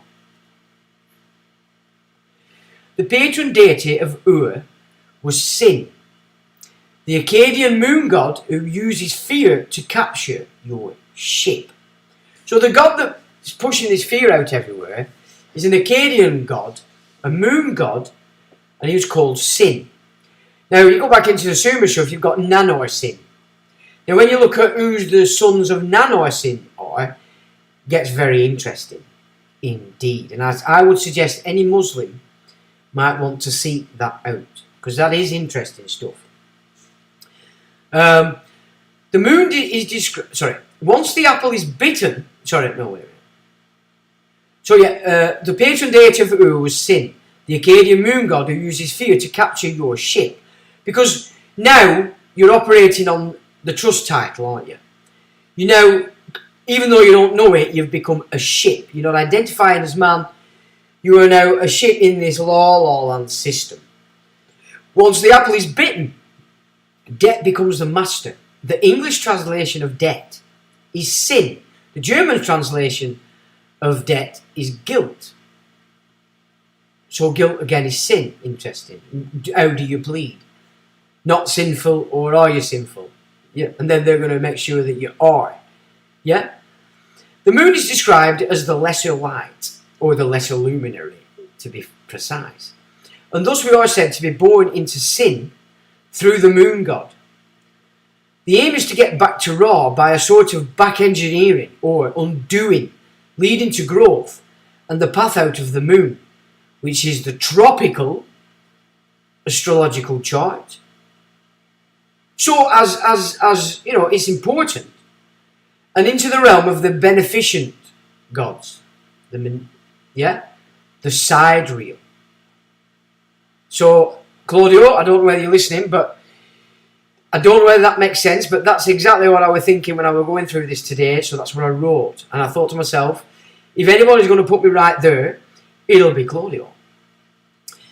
This is the origin of the term moon food, referring to humanity. Now, I come across this a lot back in the mystery school about how we were being told that we are moon food, right? It is said that we are pulled along inside the skull via a toad. Now, we know that to be the eye complex of the brain, do we not? Generating frequencies in tune with the lower realms. So the further into the eye complex of the brain you are, the more reptile your existence. Fear, I must do this, I must have that, blah, blah, blah. Ritual. Very ritualistic. If your life's very ritualistic, you need to check yourself and realise that that's because you're just a little bit too fixed in, you're falling down the shit stick a bit down into the eye complex of your brain, which is bits about fat, food, and FUCK, the animal, which of course alcohol brings to the fore, does it not? As we are born, which, and in the French it's born, is to be translated as pin, as we are fixed into the avatar. Another symbolic idea would be the sword in the stone, spirit fixed into stone or materialism, and shows a contrary language to that of the birth. So there's two languages which we've worked out is how they carry through the rules of which where the language comes from, as it were, and then hide it through all this shenanigans, which has to be done, to be honest. You don't want those trapped in the egg to be seeing the data that comes from the other three frequencies, we might say. The word pin from the Vietnamese translates as battery.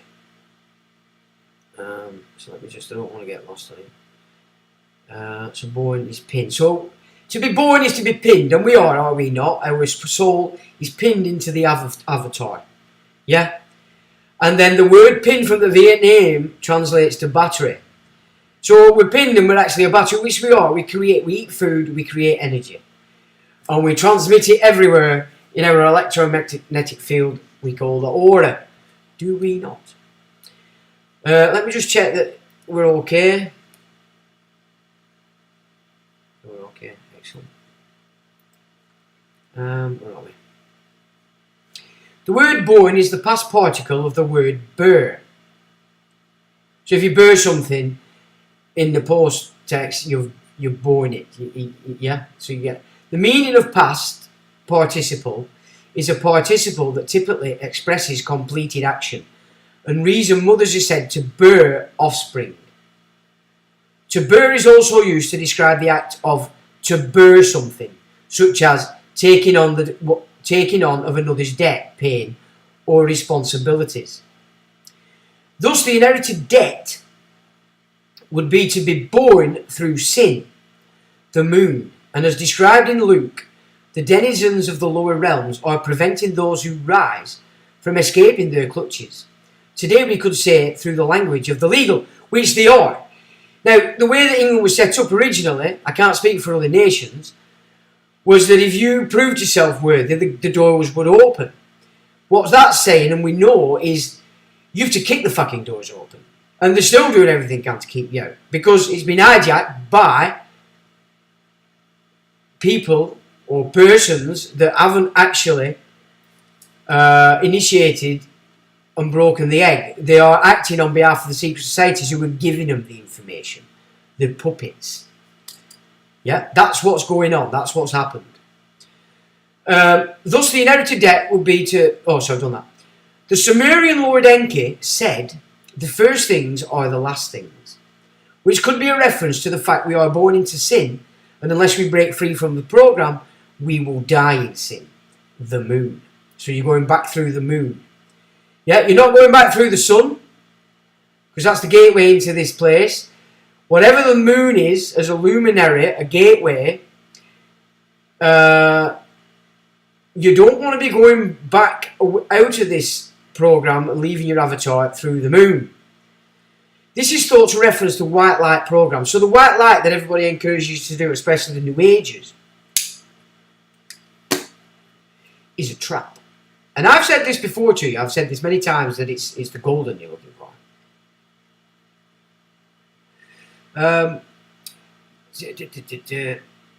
Sorry, this is the thought to reference the white light program, where we are encouraged to follow at the point of death. So that's the trap.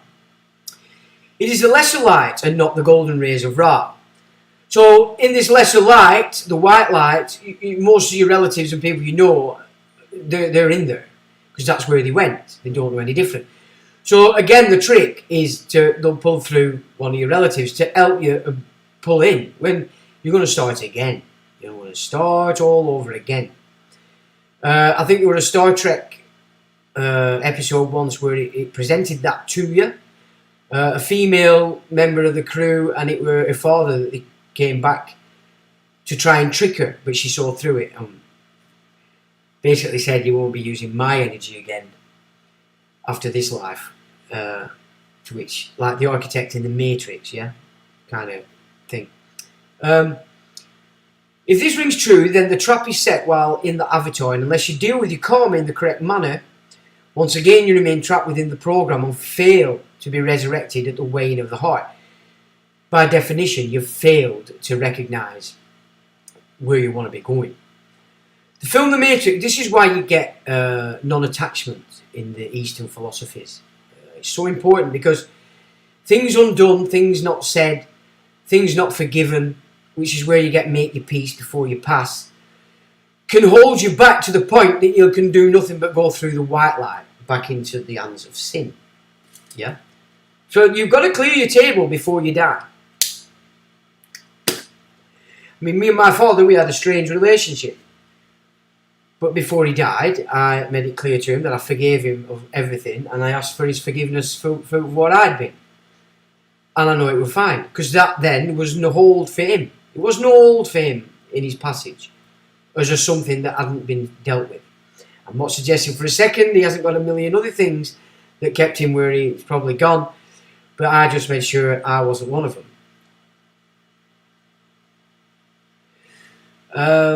The film The Matrix shows this as Neo communicates with the architect of the Matrix only to find it's all a trick of the mind, and once he passed through the white light, it was not the end.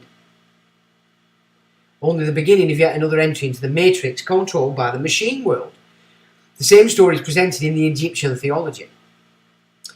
And it's just where you get all your stakes and all this kind of stuff from, where you've got certain entities carry over if you've got the right coin, which again, these are all things you're going to be earning in your life that you need when you're dead. So the physical representation is that he's like mummies buried with all these metal things. Like your avatar's dead, mate. No matter what you're wrapped up in, he's dead. It's what you need when you're back to spirit that's counting when you're passing over. The Latin word cauda translates as penis, which can be said to represent the fact you are not heaven bound, but are to enter once again into the matrix through the penis. The Buddhist theology uses the term transmigration of the soul. So reincarnation, as most people understand it, you're coming back through the penis. Points of reference for this reality can be seen in the biblical lore, and we cite, that which hath been is now. That which was is, that which is to, that which hath been is now, and that which is to be hath already been, and God requireth that which is past.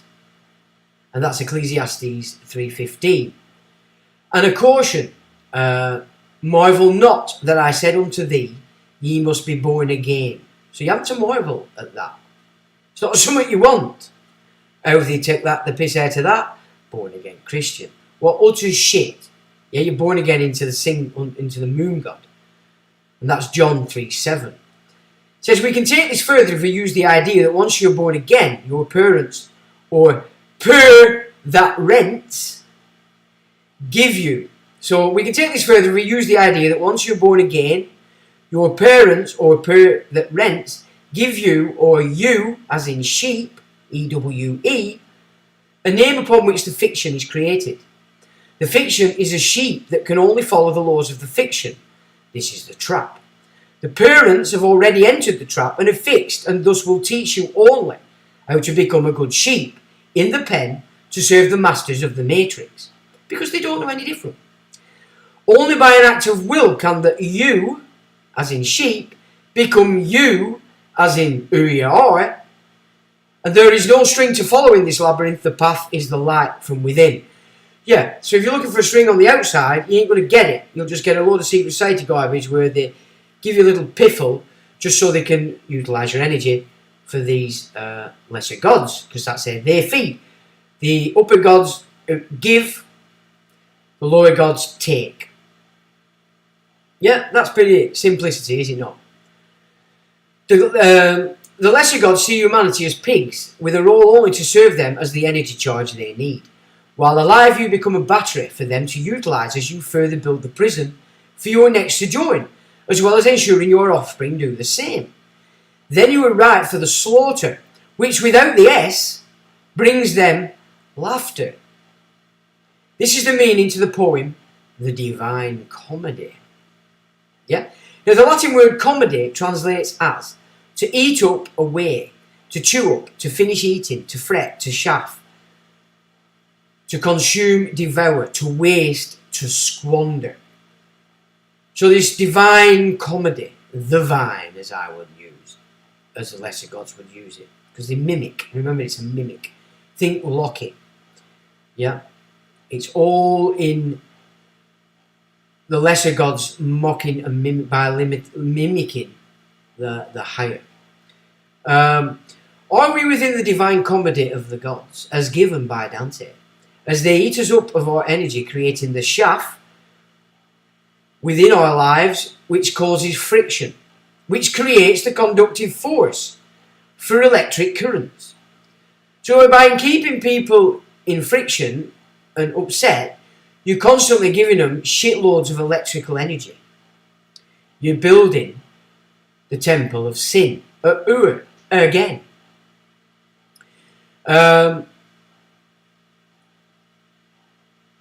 So fixed in the matrix ensures we serve the matrix until in that one life we turn against it and look up to the heavens for succor. This is where the Native American ideas of direction come into play. So they do. The direction is very important to Native Americans. So there's the direction of self, within, who you are. There's the earth, there's the sky, there's north, east, south and west. And those are all directions that they honour because they understand that theology. Is not paper money a cause of friction? Yes, it is. Is not the legal system a cause of friction? Yes, it is. Is obedience to another a cause of friction? Yes.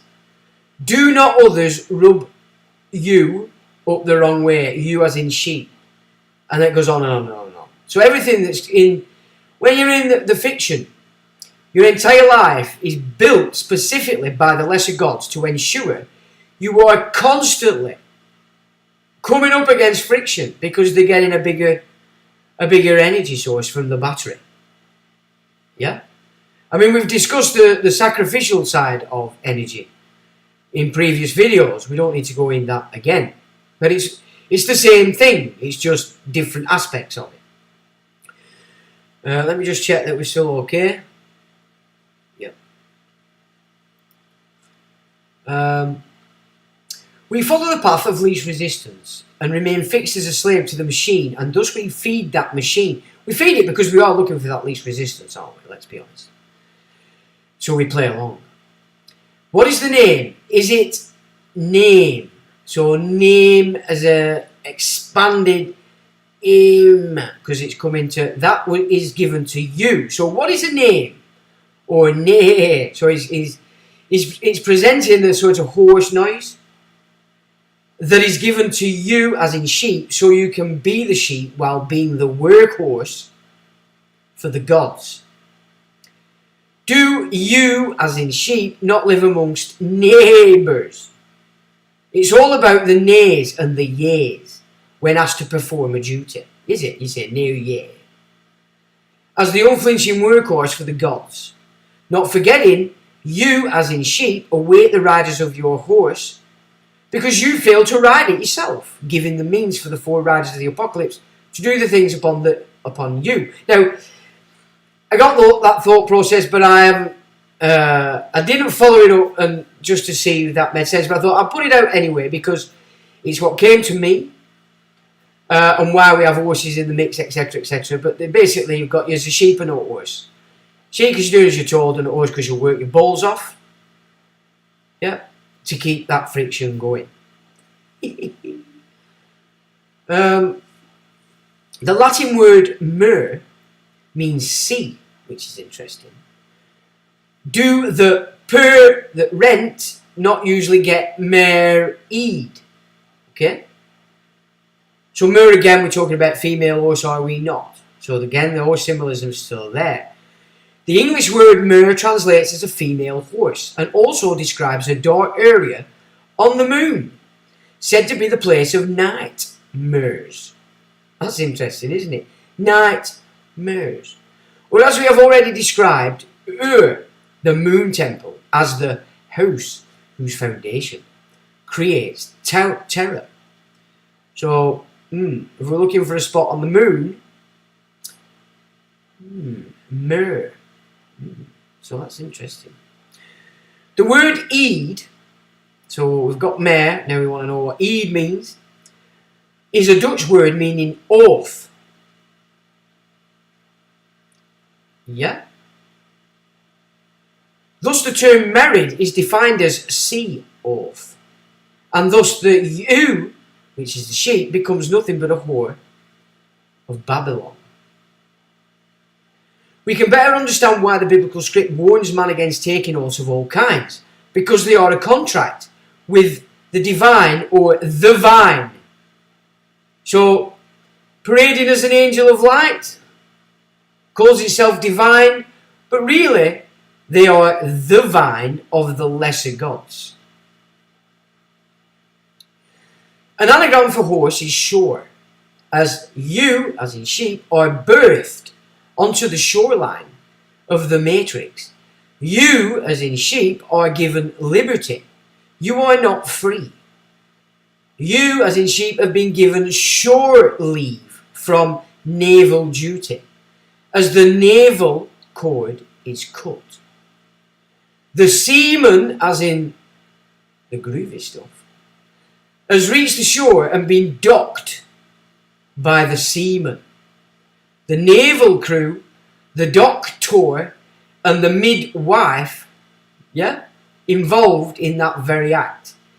So you're born free, but in the fiction it's liberty. Yeah. This gives another meaning to give us our daily bread, or daily bread, as in breed. We breed the fetus, or feed us, for the gods to keep the matrix alive and well. Now, if we were having children and they were being taught what they need to think, or more importantly, they were taking it on, which of course kids today don't only interested in itself, then you're not necessarily breeding to feed the lesser gods, are you not? But if you've not done that, unfortunately, that's where they're at. But then that's on them as self-responsible. So it's not your fault. You didn't know. An English synonym for copulation is sexual congress. We could also say sexual parley, which gives us the English parliament and the Republic's congress. Right? Each in their turn have one intent: to control the batteries, the ewe, or sheep, to ensure you bring forth more batteries to power their realm. The sexual congress, or parley, between the male as in postal mail, and the female, male as in postal mail, ensures the male as in male postal delivers the male into the female male for the price of the post age. Post age. The old pulling itself back. And the gods from the pre-age therein. Another allegory would be the fact that post, being a military term for an office, symbolises the idea that the father posts to the mother's mailbox. She then births another military battery to take up the post in the matrix to serve the gods. The contract of marriage sea oath, the sea oath, confirms the securitization of the birthed moonchild, who is then encouraged to eat cake each year to celebrate the fact. The Latin word placenta translates as cake.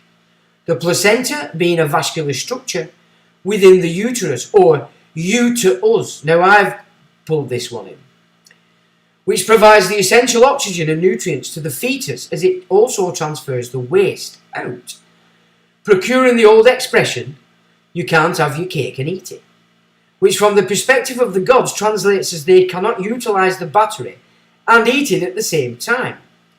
So they take the placenta to offer up as a claim to the fiction being based on life. So we've gone through that.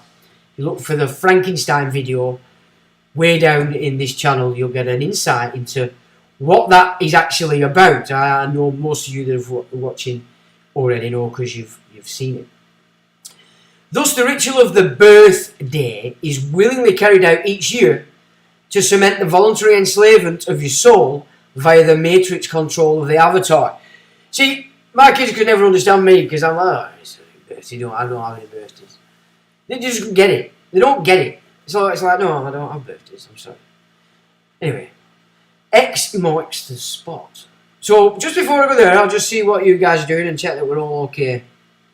It looks like you're chatting amongst yourselves, which is good. Oh my god, you've done some chatting, you lot. Oh my god, you're chatting. Alright, I'm not going to get into that now. I'll look at that later. So, alright, I'll look at that later, chaps. X marks the spot. The Latin word cervix, or serve X, and X is 10 Sephiroth, the 10 emanations, means neck. So the Latin word cervix actually means neck, or nozzle, spout, which again is symbolised in the film The Matrix, with Neo having a fixed tube to the back of the neck, and also around the chakras. Until this is broken, you, as in sheep, remain within the egg to serve the 10 ancient kings. Yeah? Which is where we get our 10 symbolism from, in the biblical, in the Atlantean. The prefix of the Latin word placenta is the word pla, which translates as 10, or X in Roman numerals. It means X times as great, to multiply by X to increase tenfold. X is the Roman numeral for 10, which gives us the 1 and the 0 of the matrix binary code for the holographic reality in which we are born, I should put there, because we're born into that. X is the chromosome present in both sexes, 1 for the male and 2 for the female. Thus the post office, or military post, delivers the male X into the double X box, X box of the female, as in post, to immaculately deliver another word of the state. So there's your immaculate conception. See, can you say they took the piss out of everything? And they did it a very long time ago, and a lot of people for centuries have took this on in the wrong way. Through the control of the pineal gland, the pine cone, the gland can do nothing other than present the reality for you, as a sheep, as determined by your understanding that this matrix is the only reality for you to know. So if you're believing this is the only reality, your pineal gland can only give you that reality. Which is why the pine cones all over the Vatican's regalia, because they are controlling your pine cone, because they control the world within the egg. Are you a copy, or do you create?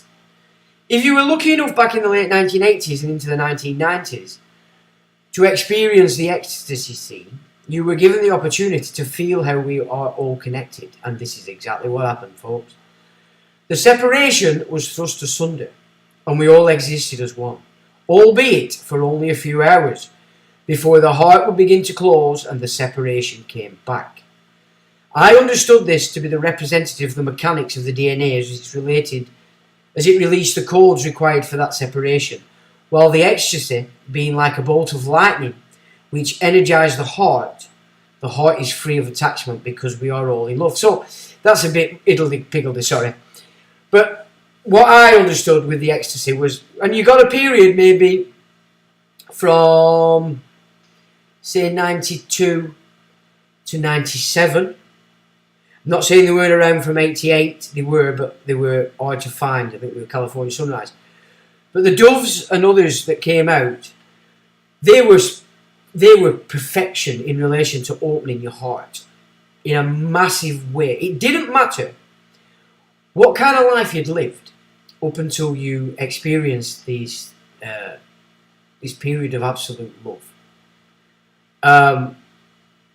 It was created that way, but to get people on drugs, yeah, that's what it were about. Because in 97 they stopped the MDMA and everybody went on coke, which reinforces the ego, does it not? So if you experienced the ecstasy back in the 90s, what you were experiencing there was your heart opening wide, and everybody else is opening wide, which is why, no matter where you were, no matter how many people were there, no matter what the background, there was no point of separation between anybody. Why you could stand in the toilet and talk to a complete stranger for 4 hours, go back in the club and it's shutting, you know, that kind of stuff. Because it was an absolute connection, and we all felt it, knew it, saw it, undeniable. So that's what this is about. But then, because it's obviously a promulgated event rather than it being a natural, as it starts to wear down and the heart starts to close, all those points of separation that everybody has come flooding back. And if you've done the game, you know exactly what I'm talking about there. The after party, the come down, yeah? So that's what we're going on, and that's how I understood my days promoting clubs and, of course, clubbing in the 90s. So, you know, we're doing all that, enjoying it, but also learning like you wouldn't believe. In that sense, there is no distinction of what we are, and we're not at soul, at source. The distinction is formed in who we are, or who we believe we are, who we are told we are. There lies the separation. Yeah? Separate by culture, separate by religion, separate by race, separate by eye colour. You know what I'm saying? Separation, separation, separation. In that sense, there's no distinction of what we are. The disconnection is formed in who we are. And the root of separation from the whole. Auras connect and we express the same energy, the energy of the soul, which we did in those situations. This was a heightened experience of how our electromagnetic fields interact. We all transmitted the heart. There was no separation. The characters were thrust asunder and we could feel the oneness of life. When the experiment was over, in came cocaine, and cocaine expands the character at the expense of the heart, and thus began the amplification of the ego, driven by the codes latent in the DNA. So that's how they were playing with the drugs game back in the day. So then the parents that grew up with that attitude are going to give a lot of love to the children. The children are going to misuse that and be exceptionally naughty and end up doing exactly what the school said. So there's method to their madness. In that sense, the DNA that is controlled by the guardians of the garden, or the Smiths, which is a garden of farm animals enslaved to the gods, to serve the gods in all that you, as in sheep, do. So that is the garden. Under the powers of the heart, we truly congress together, realize we are one. All else is a fantasy of the imagination, formed by the pineal gland, to have us believe we congress with another, and yet to have us believe we congress with another, and yet it is there to be seen. So in that experience of the ecstasy, you can see, because we were congressed together for them brief hours each time we went clubbing. Unbelievable. And you know, that's what this kind of stuff is talking about. So it's grounded in my mind. It's not some kind of myth or mystery. That's exactly what anything that's speaking in those terms of oneness and togetherness and that's what they're talking about. But that's at a source. That's not where we're all at, because we're all got a million points of separation within us. Thus we have one love. We have evil. Now, of course, look at this. What's invert love? You've got evil, right? Can you see how everything's double-edged? Everything's two-sided. Dark and light, you know, left and right. It's male and female. Love, its opposite, or its inverse, is evil. Yeah? Which are you operating? Thus we have love and we have evil. Two sides of the same reality. The former is beneficial to you, the latter is not, as you are dragged hoodwinked with a rope around the neck to serve the gods by consent. You have entered the backwards of the human zoo because you are fixed to the material. So that's it. I like that, backwards. Yeah? You start looking at it in those terms. Which, of course, the creation of the title of the midwives is hidden. It's the back end of the word, isn't it? It's the other side, not the word you sat in. We live in this existence because X is tense. Why? Because of Y. The Y chromosome enshrined in the male is calling you out to be released for a new lease on life, to create another X tension cord to be used in the battery reality. X is the symbol used in electric terminology for the resistance and reactance and is expressed in ohms. A Y is a three-phase, four-wire electrical configuration where each individual phase is connected to a common point of the Y. This process of regeneration of the electric X and Y chromosome is perfectly symbolized in the Olympic Games relay race, the passing on of the penis. A relay is an electrical device used to switch currents on and off between circuits. Thus, why it is said that life is a circus. The Latin word circus translates into English as racecourse, a celebration of games, a circle or orbit which correlates with the relay race, penis, baton, passing ceremony. The only way to be turned on is to receive the penis to allow a fresh recruit to come charging forward. There is another interpretation of relay as a fresh crew sent to relieve another crew of workers. We are all charging forward to the death of the avatar, but not before we pass on the baton energy to keep the extension cord connected to keep the battery charge moving on. So keeping the charge moving to the lesser gods and their realm. Thus, as we exist in the separation or separation, the oaths, the contracts and the sexual union for procreation are but the telepathic and physical acts of communication to the gods that we do indeed belong and believe in the glory of the Say-Ten. But that's not correct if you obviously are bringing your children up in the correct manner. But if you as parents, well, the fact you're a parent, not with a father, shows that you are. And so anything you create is you're just creating it to carry on the work that you do when your time is up. Yeah, which is why the legal system gives you work graph, retire. Because your kids are then old enough to do that. Work graph. These are the fires of passion or pass Sion. Because we are passing the torch, Olympics again, forward to Sion or Zion, as shown in the Latin word fax, meaning torch, firebrand, fire flame of evil, leading to torment. The seamen, or seamen, are thrust into the fiery electromagnetic sea, crying for a rescue, which is then offered by the false light of the moon egg, from the gods of Say-Ten, or Saturn, who decide whose turn it is to be rescued, thus Saturn. Now, as is pretty much put everywhere, everybody believes the evil Saturn. Well, not quite.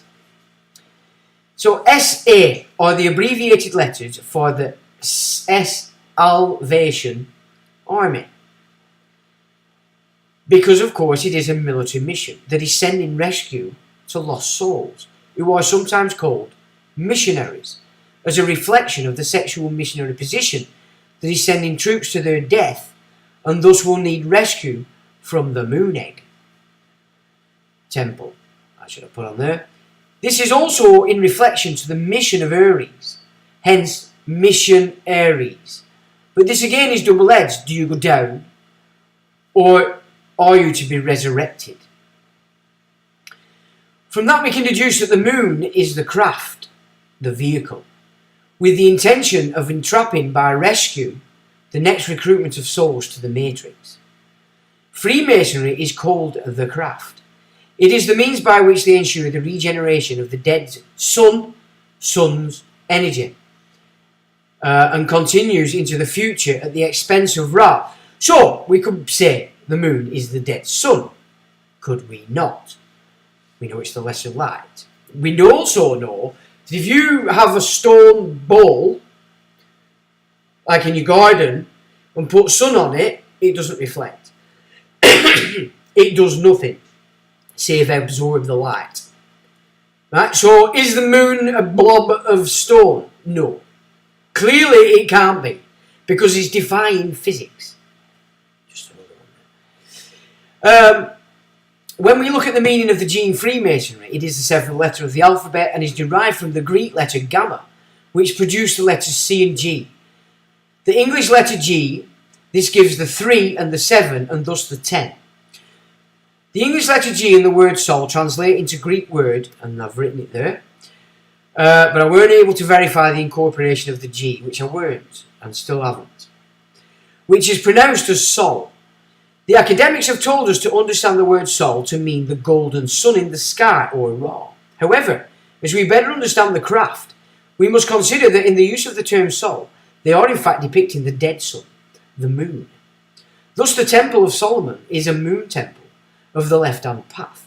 From the Turkish definition of the word soul, we find it defines as left. Sol, so, or also the G. So it can also, sol translates as the G in the Turkish. And that again is the seventh letter in the English alphabet.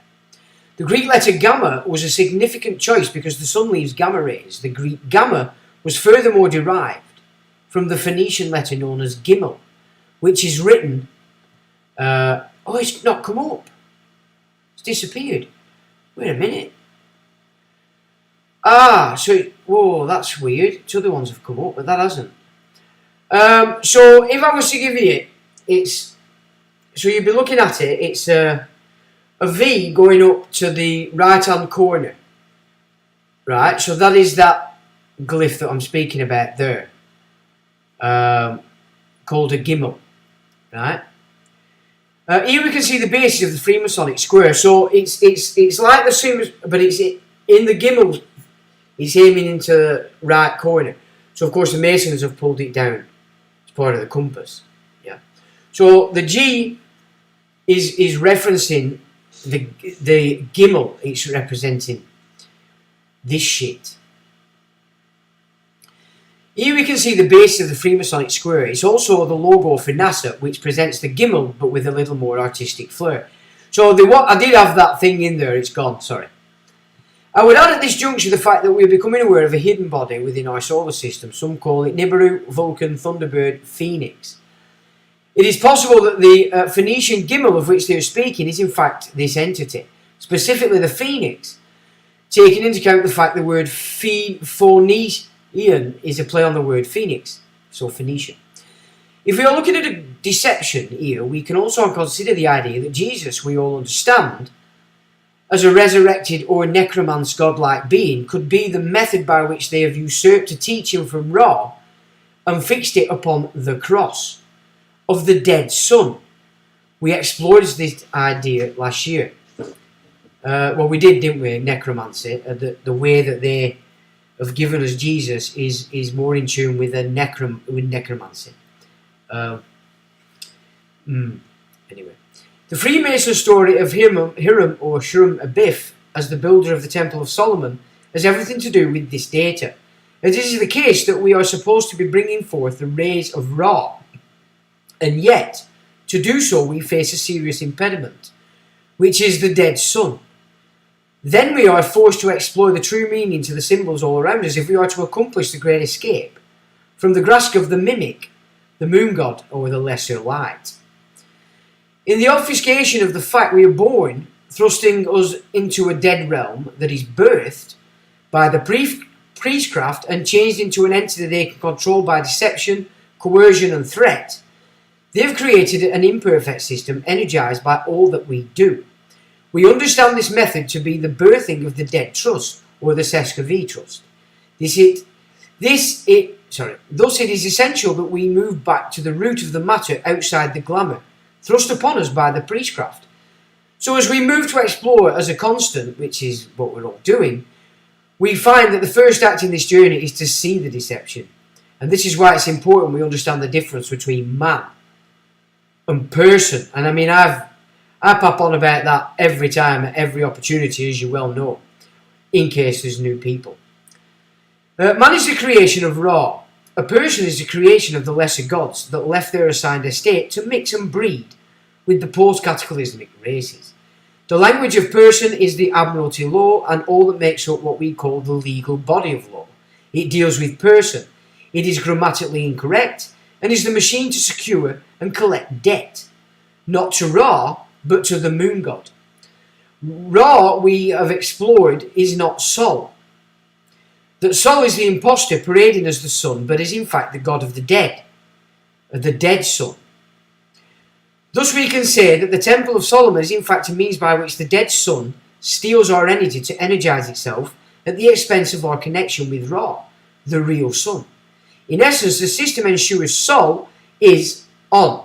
So the moon god is always on within our electrical ohms and should be classed as described in the word Sol on, or Sol is on in you.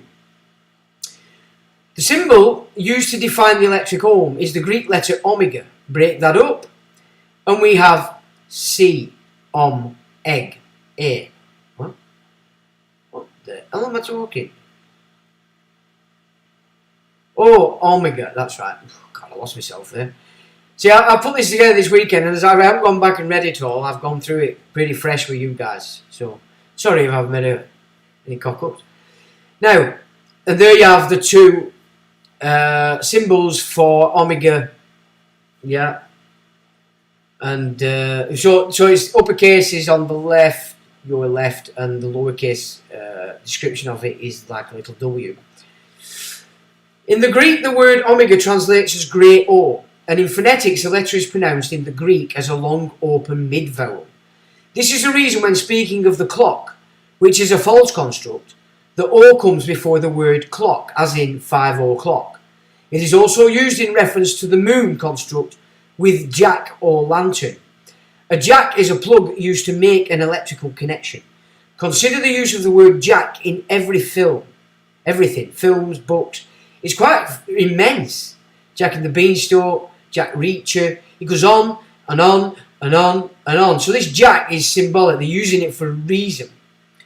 And Jack in the film is, you begin to see the degree to which this language is being used against us without us having the slightest idea. So this, I feel, is important, and we're going to do, if you want, we'll do second half of this next week. If not, I'll just publish this and publish the second half on this page when I do publish it, but it's not published yet, so you can't see it. So I thought that was quite important because it's interesting. It interested me, and hopefully it might interest you somewhat. Well, that's 2 hours. Oh my God, I didn't think it'd take me that long, but it has. Right, I'll just have a quick look at where you guys are. It looks like you've been chatting amongst yourselves, which is good. CB radio, yeah, that's maybe something to look to getting hold of, actually. I used to have CBs and a purling walkie-talkie about that big, Tandy. Oh, it were better. All these lads and all these rigs with all the big, massive aerials, and we get this walkie-talkie out, and it just beat them hands down. It was a really good piece of kit, that. Syntax, eh? When you go and rest on the Israel side of things, Charlie's got that. Yeah, he's got one. I watch it live, then watch it again 3 times. You're right, Tree. Well, I watch it. I do watch it. And if I'm not annoyed at myself, I'll watch it a couple of times sometimes. Because it can help me to remember what I said last week when I'm doing my live. So, Charles is related to Vlad the Impaler. Yeah, but if you actually study Vlad the Impaler, I mean, he did go tapped towards the end, but the impaling part came with the only way he could keep the Turks out. And it did. It did work, but he did start bathing in blood and all that. Complete tap. Muria Tech brings that line through. So he is, yeah, saw this there. For your viewers, Sean, Chiron Last on the YouTube covers this in a raid-along visual, breathtaking work on the Chiron Last channel with this in depth. Well, I don't know what that channel is, and does it? What? This very stuff. Yeah, I mean, it's important because it really does start to break up why they use certain terms, certain words that we take for granted. And do we ever split them? No. So if nothing else, it'll give you that heads up to start looking at, if you're trying to understand something. Just divide the word up, look at a bit of what does it mean, what language. Look at a few different languages because they all seem to come back to the same root and they have the same meaning even today as they're using them. So that's interesting. Chiron last the golden web parts 12 and 13. Well, I don't know whether I've never heard of that. God is no good with money too. He is always wants more. Could put on your website the calendar differences, etc. Calendar differences. What do you mean, Chuck? Oh, you mean? Oh, what calendars? You mean Gregorian versus these are the calendars, or do you mean about the astrological?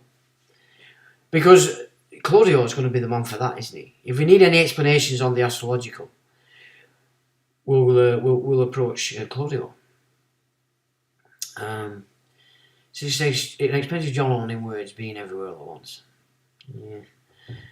Gene Isis, the Gatekeepers versus Illuminati chess game. No matter what money move they make, the Gatekeepers have already spotted checkmate, yet the Illuminati continue to play on. Yeah, the only way out of this system is to move out of it.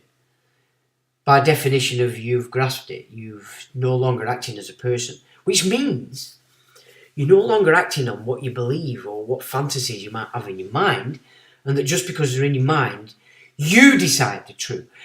I brought up 4 children. That's exactly what infants do. They live in their own world and they believe it. And let no man tell them different until they start to grow. Well, that's the thing with it, isn't it? It's no good believing. Because if you're going to act on belief, there's a good chance you're going to hit off the mark. You've got to know to the best of your capacity and pushing it forward like that. If there's something missing, it's only by pushing it will you come across the remedy.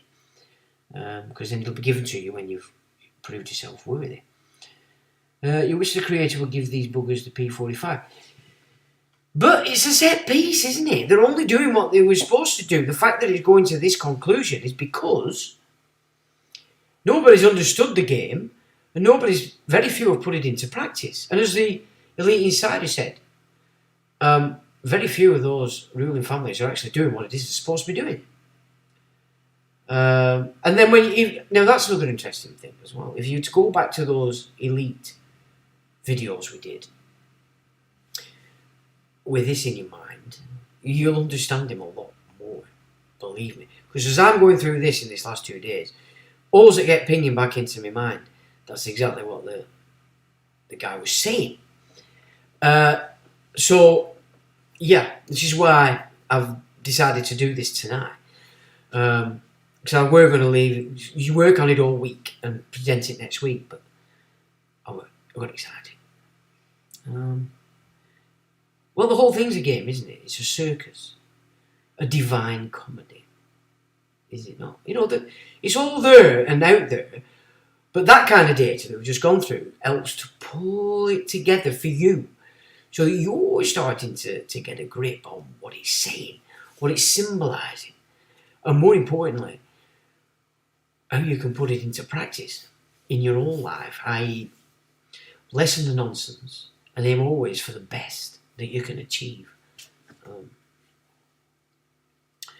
So would you say the secret covenant is authentic, a grand illusion? It will be. So which secret covenant are we talking about there, my friend? Because most covenants are secret because they're between private individuals. So what covenant do you mean there? I've got no energy left after the last 3 years. Chill out, girl. Have a chill. You tried every possible move and each ends in checkmate. However, there will be more casualties until checkmate arrives. Nature of the game. Chins up train. Exactly. The timelines are there. So if you're a fanatic, that's your timeline. You're going to run out on that. If you're a staunch protector of the Roman Church, even though it's gone up its ass, you're going to be involved in its endgame. If you're a big supporter of Israel and you're in it, you're going to end up going down. Wherever you're at, you could see it as a timeline. So what I'm doing is pulling myself off timelines that I know I don't want to be on, which is a good first start. But then you start to realise that sometimes people that are on that timeline, again, they're only going to bring you pain, they're only going to bring you disappointment, they're only going to bring you problems that would interfere with you securing your own best effort you can between now and April the 15th next year. And then get back to being a complete nut job. If you want, that's fine. Who cares? So, pen is mightier than the sword, and it's very true. You're isolated. Well, that is the game. That is this game. And there is no getting out of that. Although, you know, if you can attract folk of the like-minded, it does get easier if you can talk about these things. That was the one big problem I had sometimes, is you're studying it, you're putting it out on your websites, which I was doing then, but there's a sort of need to communicate it. So sometimes, you know, if somebody came to visit, well, I'd seem to blitz them with all sorts of nonsense, and they were like, "So you won't see him again for yonks." But once I saw that fault, it sort of helped me out a little bit but it is difficult when you can't communicate what you know. So yeah, I know what you're saying there. ISIS lover was Nimrod. They took Nimrod from Iraq and took him to Denver. Well, Nimrod was the guy that brought every sin imaginable into manifestation. They took Babylon from Iraq. Yeah, so when we're talking about Babylon, we're not talking about the Iraqis. This is a completely different race than what we're talking about. But the Levites in Babylon, but it's not just Levites, it's whatever the priesthood was in Babylon that the Levites were working with. So it's Babylonian in nature, at the heights of the highs. Listen to Baroque music, lifting the vibration. Yeah, materialist worship. Didn't know it. I only have Baroque music on. I didn't know you had a channel rate. I didn't know it either. Vivid dreams, and the ones I saw a couple of years ago sticks in my head. Yeah. Did you saw 779 Well, I mean, planned, weren't it? Because honestly, and people got so sucked in to believe the official stories of these events is just beyond me. They obviously didn't do any checking themselves. Same with the German village that caved into water 1 week before. Wonder why I get those dreams. Well, that's how spirit communicates with you. In your dreams. Probably because you're not conscious of it in the day. The more you become conscious of it in the day, the better. You know? I'd have said mushrooms. I'd have said mushrooms. I did that with my mum, forgave me, she was really cruel, violent. She was an alcoholic, but she asked me the weekend before she died to forgive. She was sorry. I knew she was going to die. Yeah, it's so important that you do this, no matter what's going on in your lives. Even with your friends. Forgive them and make sure you make your peace before. Because, you know, the last thing you want, you're going to get blagged to go through the moon god's light. And there's all sorts of friends, relatives going to come to encourage you to do so. And then if you've got things that are undone and you're really fussing about it, that's going to hold you back as well. Of course, this is my understanding of death, and I gave it a lot of study back in the day. And I'm talking about a big study from a lot of different cultures' perspective. Basically, they're all saying the same thing when you get down to nitty gritty. But as I said last week, most people never contemplate death itself because you can't get past the, oh my God, how am I going to die? Who knows? Deal with that when it's happening, is what I'd suggest. But there's nothing wrong with seeking out what the hell is it that one day we're all going to experience.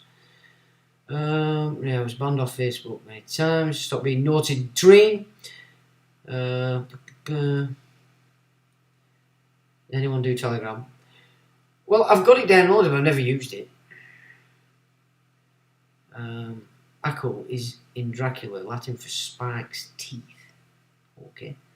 Vlad Dracul, he was called, wasn't he? Was it? It's a while since I've done any of that. Animal husbandry. We also have admiralty law, laws of the sea, or as we know, acts and statutes, hence. You stand in the dock. Yeah, it's all based on that. So if you're in the fiction, everything you're going to be served is admiralty. And if you're playing in the game, you're the dib, dub, leg rolled up kind of stuff. You're not going to get the same shit because you're playing. You are willingly a good energy source for the game, for the temple that they're building with Solomon.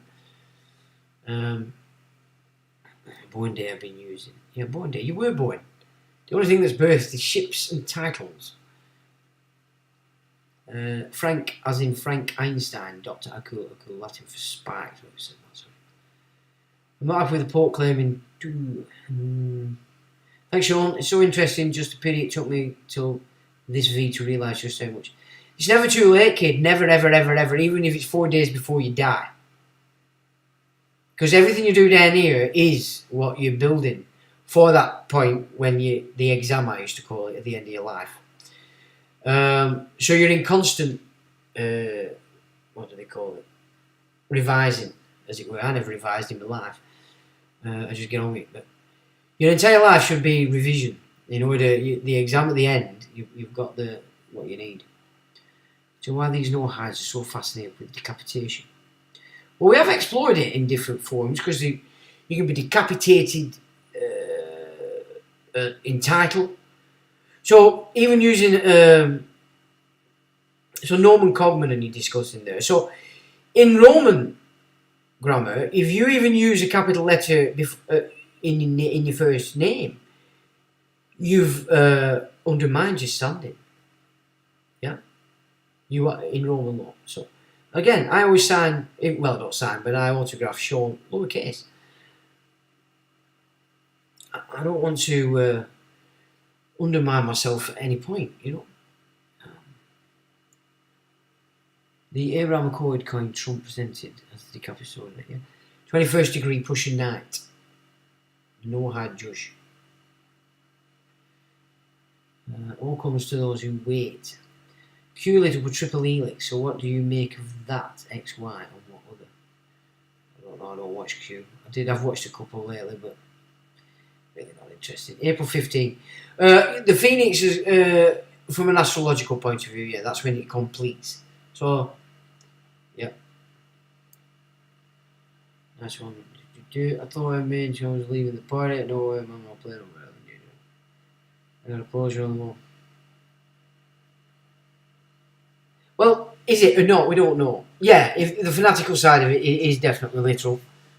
Make no mistake about it. But you've all been decapitated. The minute you take on the trust, that's a decapitation. They put you in the no-hide. So, we'll have to wait and see. And, so chaps, sorry about that. It's 2 hours 20. I think that's the longest I've ever done. So what I'll say to you is, till the next time, chaps. Till the next time.